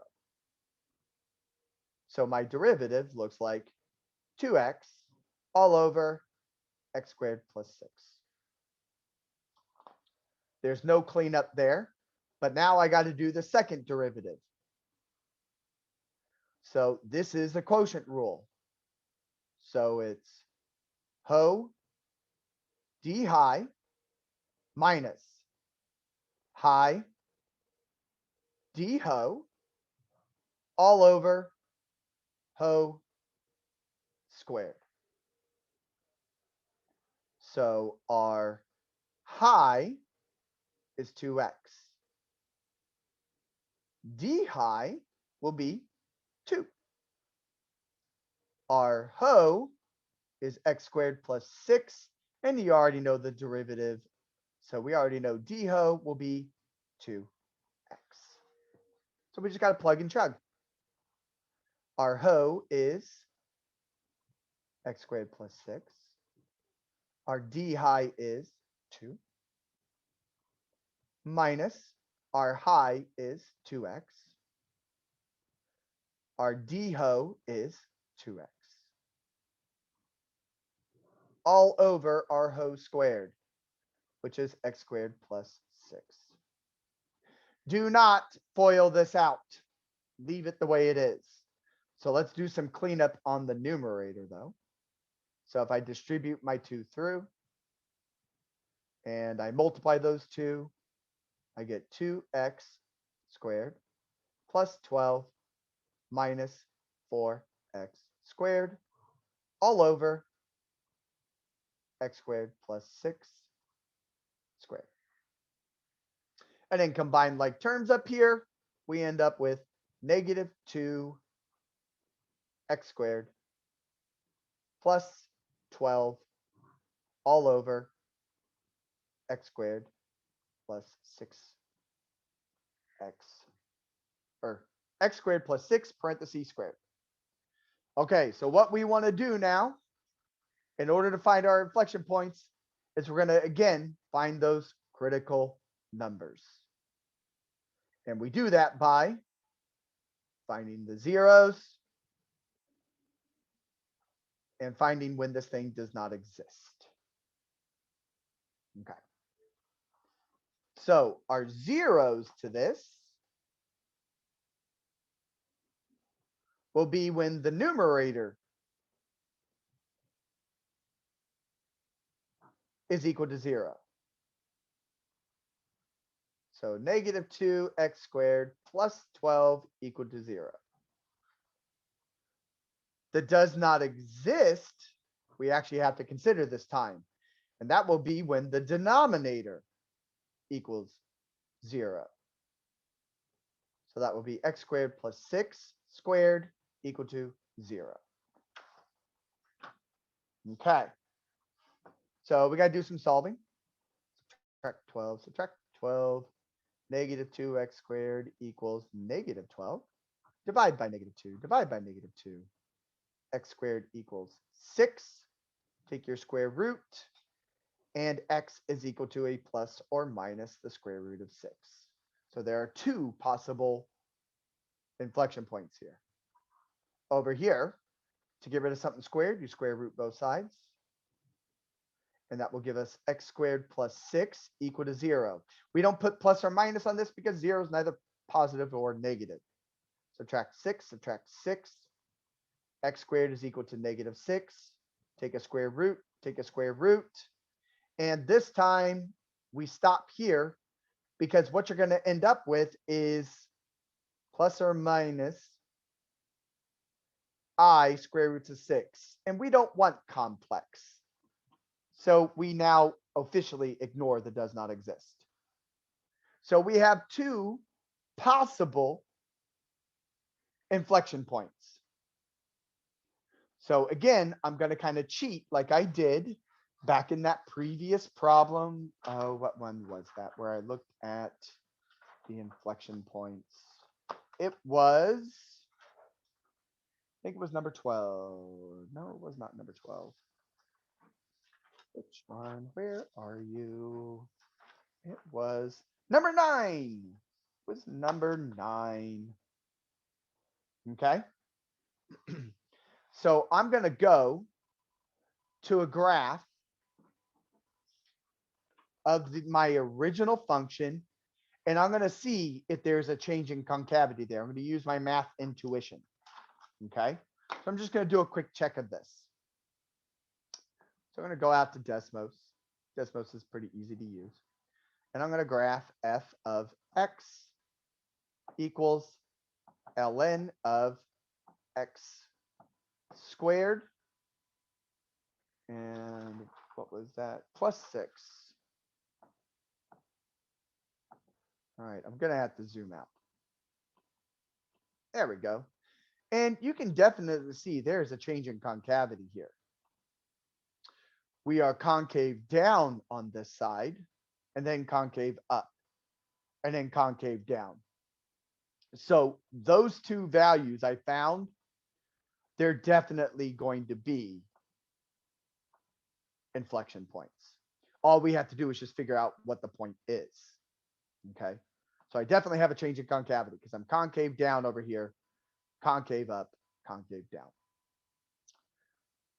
So let's go find those points. In order to find the points, all we have to do is evaluate f of the square root of 6 and f of negative square root of 6. So we're just going to plug into the original function, ln of square root of 6 squared plus 6 equals ln negative square root of 6 squared plus 6. Well, a square takes care of a square root, so that's just really ln of 6 plus 6, which is ln of 12. And the same thing's going to happen down here. A negative square root of 6 squared is a positive 6. 6 plus 6 is ln of 12. So our answers are square root of 6, comma, ln of 12, and square root of 6, comma, ln of 12. Sorry, negative square root of 6, comma, ln of 12. And there you go. All right, number 17. We're almost there. I can feel it. So number 17 is a graphing one. So they want to know which picture below matches the information that they gave us. So I'm going to go ahead and sketch this on my own and then use my sketch to help find the answer. So I need to write down some information. 17, we've got f prime of 0 equal to f prime of 2, which is equal to f prime of 4, which is equal to 0. Got f prime of x is greater than 0 if x is less than 0 or 2 is less than x less than 4.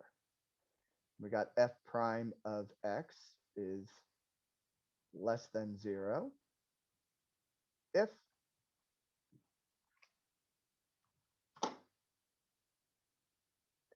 uh, 0 is less than x, which is less than 2, or x is greater than 4. And then f double prime of x is greater than 0 if 1 is less than x less than 3. And f double prime of x is less than 0 if x is less than 1 or x is greater than 3. All right, so again, we're back to talking about graphs. So there really are two pieces to this. What is the first derivative telling us and what is the second derivative telling us? So remember that in the first derivative, this is telling us that if we know the zeros, then we get possible max/mins.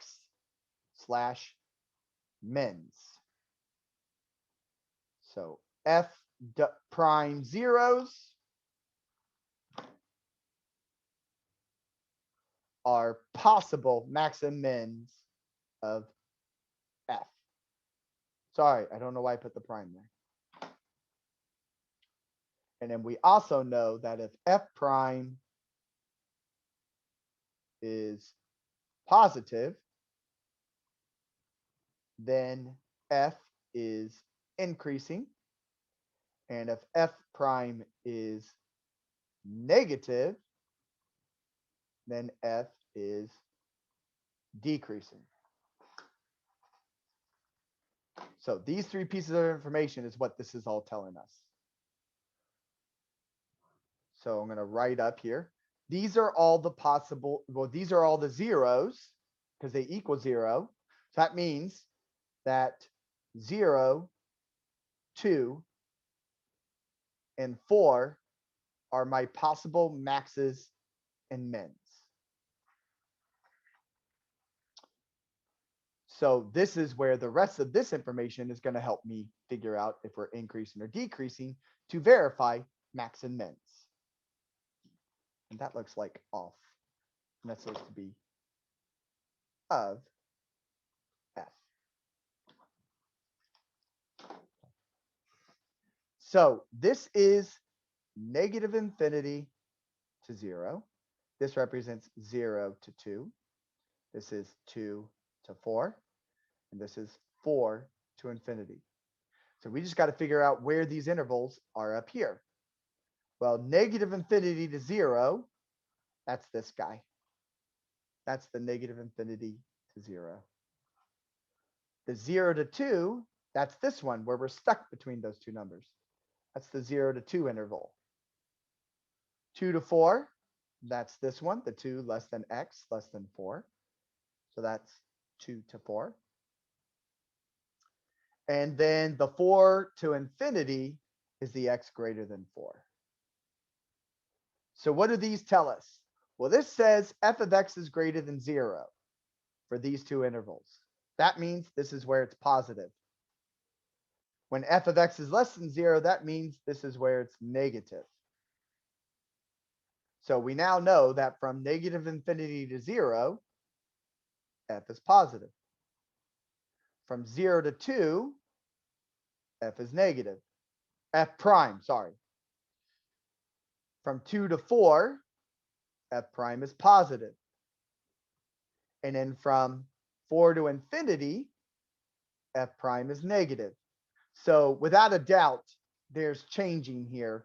So 0, 2, and 4 are going to be maxes and mins.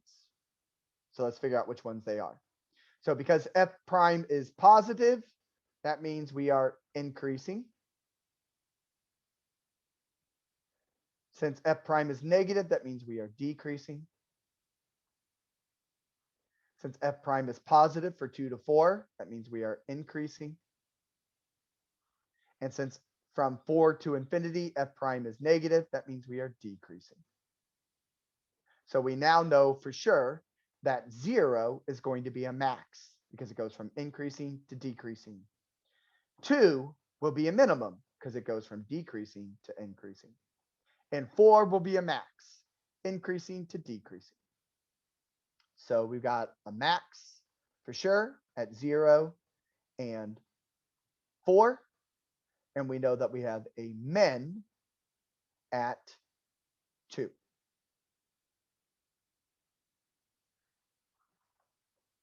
So that's what we know so far. Now let's talk about f double prime to the original. And again, we've already mentioned a lot of this. That for f double prime, the zeros represent possible inflection points of f.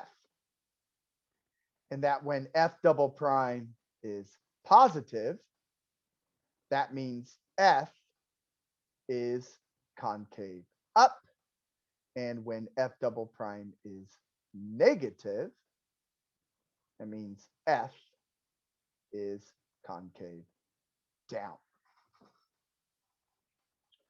All right, so up here, they didn't actually give us any zeros, but because we have these intervals, we know what our zeros are. They have to be, and they should have told us that f of 1, sorry, f double prime of 1 and f double prime of 3 equal 0. They should have told us that, but they didn't. They're trying to be sneaky. So we now know that we have possible zeros for the double derivative at 1 and 3. So we now have intervals to look at from negative infinity to 1, from 1 to 3, and from 3 to infinity. And those intervals are in this information up here. The 1 less than x less than 3, that's the 1 to 3 interval. The x less than 1, that's the negative infinity to 1 interval. The x greater than 3, that's the 3 to infinity interval. And again, over here, when it says f double prime is greater than 0, this means it's positive. When f double prime is less than 0, that means it's negative.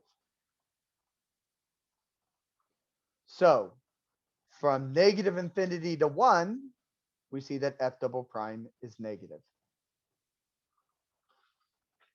From 1 to 3, f double prime is positive. And then from 3 to infinity, f double prime is negative. So now we know, since f double prime is negative, f is concave down. Since f double prime is positive, f is concave up. And since f double prime is negative, then it is concave down. So we now know for sure that there's a change in concavity here, and that 1 and 3 are inflection points.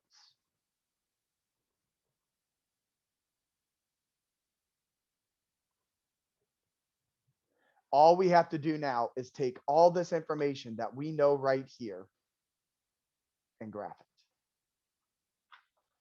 So 17. Again, I don't know what this graph looks like, but I know that we have certain points that we have to include, certain ways that we have to say information. So I know that we are going from 0 all the way up through, at least 5 or 6. So 1, 2, 3, 4, 5, 6.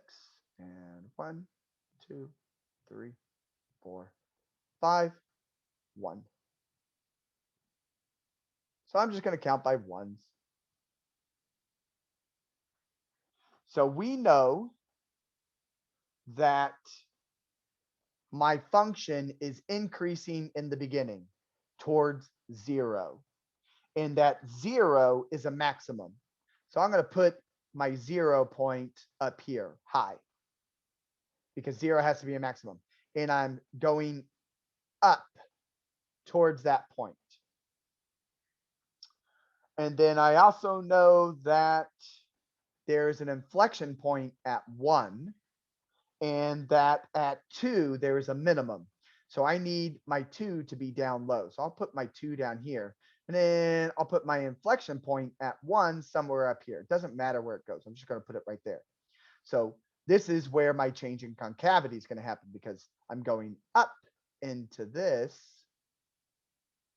to make an arch. And then I'm going to cross through this. And then I'm coming down here to make a U, because that's a minimum. Okay. And then I know I have another inflection point at 3 and another maximum at 4. So I'm just going to come up here. I'm going to put another dot up here. Doesn't matter how high it is. It could be the same height as that one or above it. Doesn't matter. But I know that there's an inflection point in here. So I'll just put, again, I'll just put it right there. So I know that I got to come up and go through this and then make an arch there because that's a maximum. And then it says that I'm just decreasing from there to the end. So roughly all I got to do is connect those dots. That's what the graph is going to look like. It's just a sketch.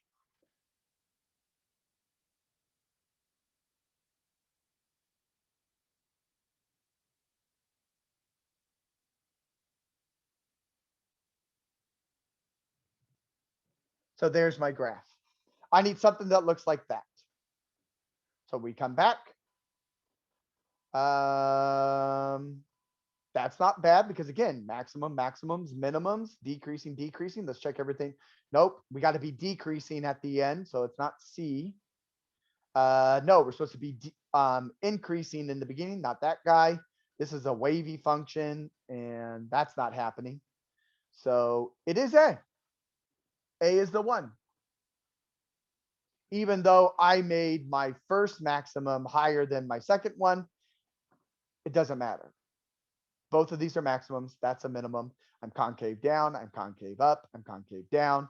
I'm increasing, decreasing, increasing, decreasing. That's all the information. Max at 0, a max at, or a minimum at 2, a max at 4. And there's definitely a change in concavity around here at 1 and a change in concavity around here at 3. A matches. There we go. Number 18.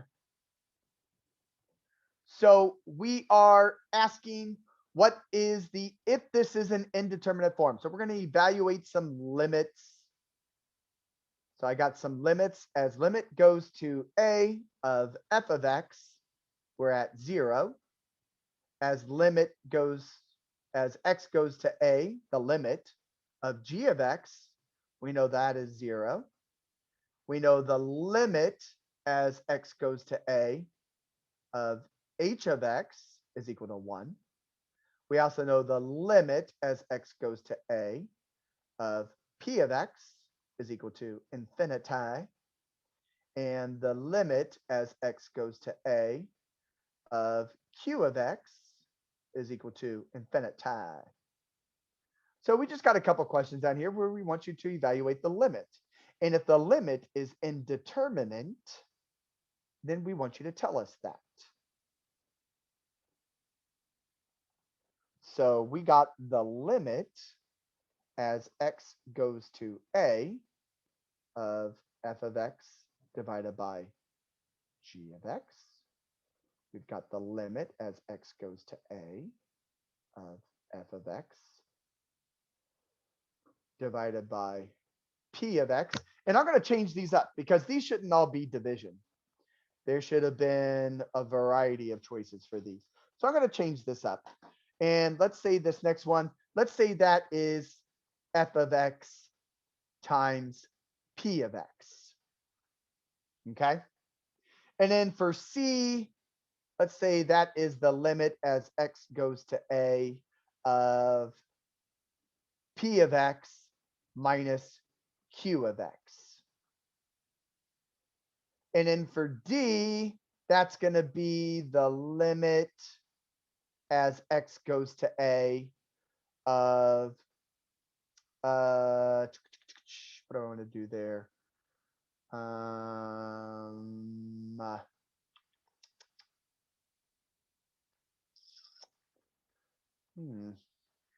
Thinking here. Let's go ahead and just keep that the division. Yeah. So let's keep that p of x all over f of x.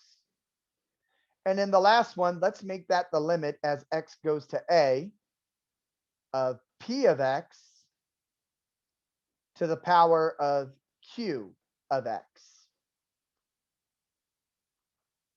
So I just changed these up from B through D, kind of. Actually, A and D stayed the same. I changed up B, C, and E. Okay, because they shouldn't all be division, and they're not going to be all division on the exam. So limit as x goes to a of f of x over g of x. Well, we just need the limits of these two. So what is the limit of f of x? Well, that's 0. What is the limit of g of x? That's 0. Well, this answer is indeterminate.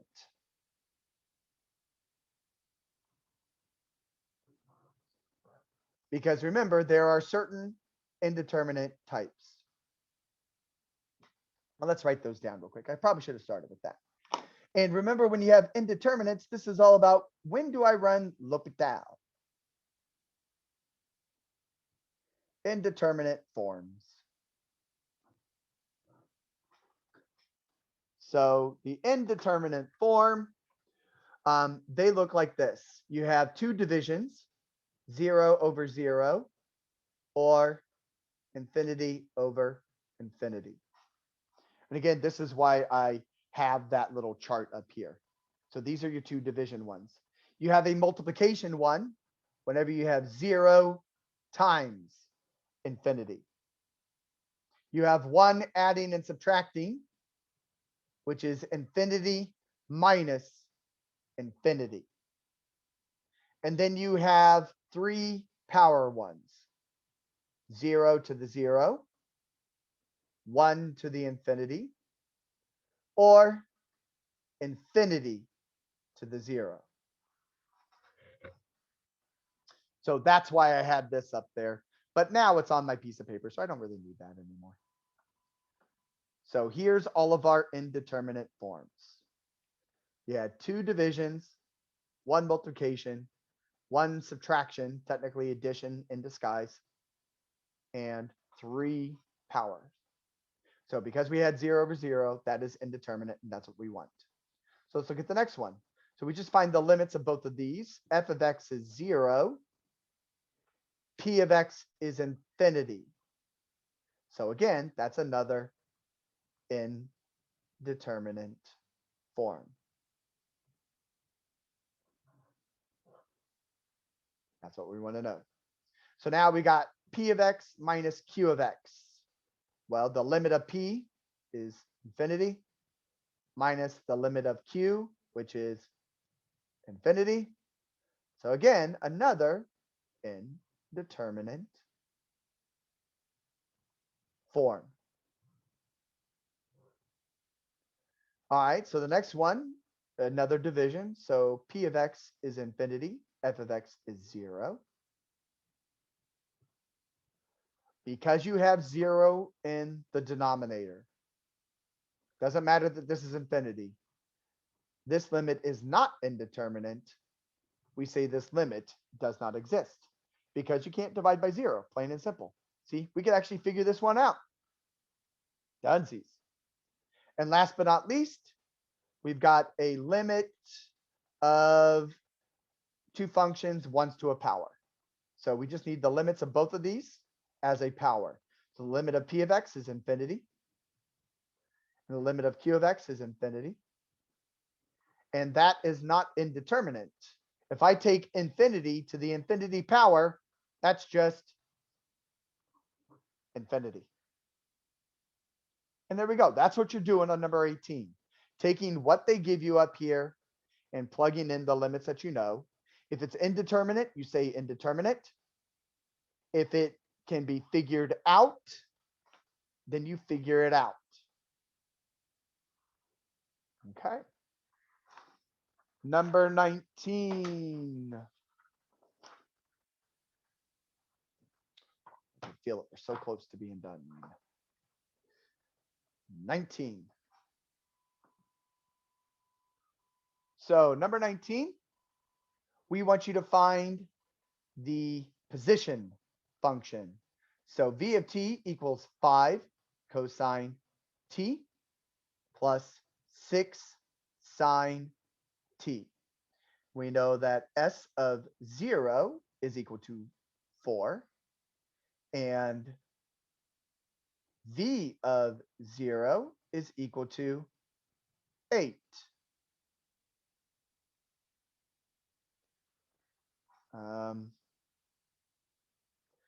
I'm not sure why we have the V of 0 because we really technically do not need that. And also, if we plug in that, that is not an answer of 8 either. So that V of 0 right there, that needs to go away. We don't need that. That's silly nonsense. So the V of 0 needs to go away. All right, so let's actually go through and let's find the position function. This isn't that crazy to do. Remember that V of t is really just the derivative of the position function. Okay? So in order to find the position function, all I'm going to do is just the antiderivative of this. So we ignore the constant and just write it down. What is the antiderivative of cosine? Well, again, this is why I always go back to my little charts. That's why I have them. So the antiderivative of cosine is sine. So that's 5 sine of t. The antiderivative of cosine is sine. Then again, we're going to ignore the 6. And the antiderivative of sine, well, that is negative cosine. So cosine t, but because this was positive and the antiderivative is negative, that becomes a minus now. And then because we're dealing with antiderivatives, we're going to add a plus c because we're talking about the family of the antiderivatives here. So here's what the position function really looks like. But we got to figure out what c is. And that's why we have the s of 0 equal to 4. That's going to help us figure out what the c is. Okay? So s of 0 equals 4.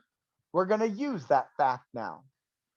And so this equation is going to equal 4, 5 sine of 0 minus 6 cosine of 0 plus c. Well, sine of 0 I know is 0. And again, that's why I have my trig table, just in case I forget things like that. 0. Sine of 0 is 0. Cosine of 0 is 1. I need those facts. So this is just 0, so that goes away. Cosine is 1, so I have 4 equals negative 6 plus c. All I got to do is add 6, so c is 10. And now I know my position function. S of t equals 5 sine of t minus 6 cosine of t plus 10. And there's the answer. And the cool thing is you could double check this. You could take the derivative of this and you should end up right back at the velocity equation. Yay! Ooh, 3 more. We're at number 20. We're going to 22. So number 20 is a lot like what you experienced earlier when we did problem number 8. I want to know which of these properties are true for integrals. Okay, so right here, if f and g are continuous, then the integral of a product, okay, I can just take the integral of each one and then multiply those together. Is that true? No, it is not. You cannot take an integral like what we do with limits. Okay, the integral of a product is not the product of the integrals. It is not true. Remember, in order to deal with products, the best method we know right now is use substitution. Okay, so that is false. We can't do that.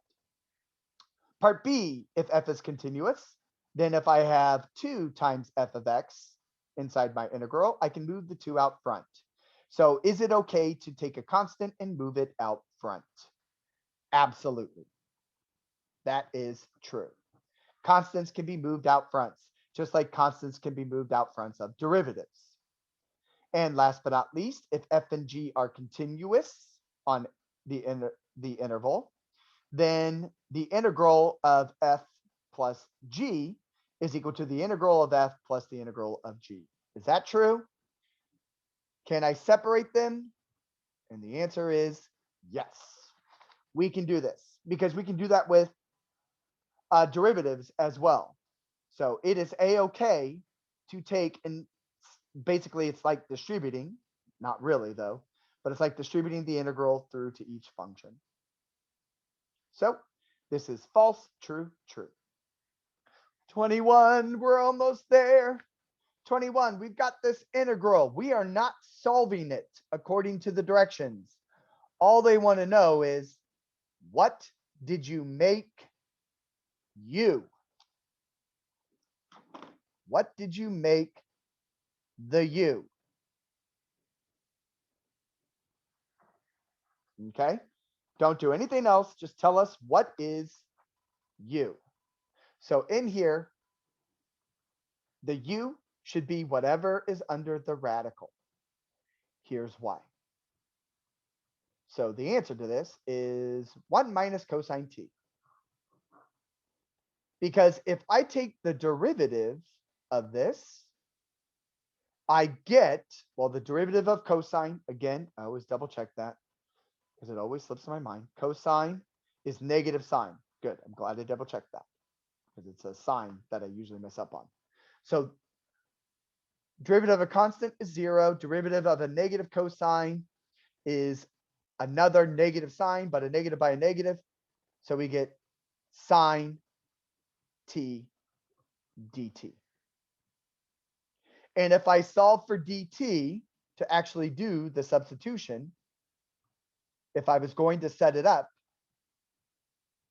it would look like that. 1 over sine t du. So if I plugged in to my integral, this is what I've got. Sine of t, square root of u, because that's u. And then 1 over sine of t du. Lots of multiplying going on here. Well, the cool thing is, what's going to happen to my sines? They're going to cancel out. So all I really have then is the integral of the square root of u du. And that is integral. We can take the integral of that. So that's why we choose 1 minus cosine t, because it gives us an integral we can evaluate. If you try any other u, it's not going to work.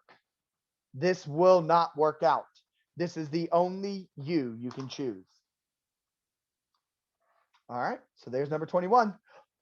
That means we're at number 22. We've reached the end. And the graph goes wild. So number 22 is a multiple choice. All we got to do is figure out which one is the answer. And so all they want us to do is to separate this out. We're not evaluating the integral.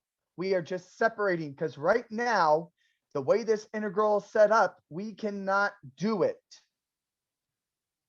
But technically, this integral is just a power rule in disguise. So in here, we want to separate this into rational exponents. So what that means is we really want to split this up into the two fractions it is. 6 over the square root of x plus x squared over the square root of x dx. But we know that the square root of x is really just a power in disguise. 6 over x to the 1/2 plus x squared over x to the 1/2 dx. And now all we're going to do is just make this so that it doesn't look like division. Well, how do I move this exponent to the numerator? You just take the opposite of the power. So this becomes 6x to the negative 1/2 plus, well, since both of these have the same bases, we just subtract the powers. 2 minus 1/2 gives us x to the 3/2 dx. And that's what they're looking for. Okay. Although if we really wanted to evaluate this, just so you know, this is what it would look like to evaluate. The 6 is a constant, so we'll move it out front. Because this is addition, we can separate these two.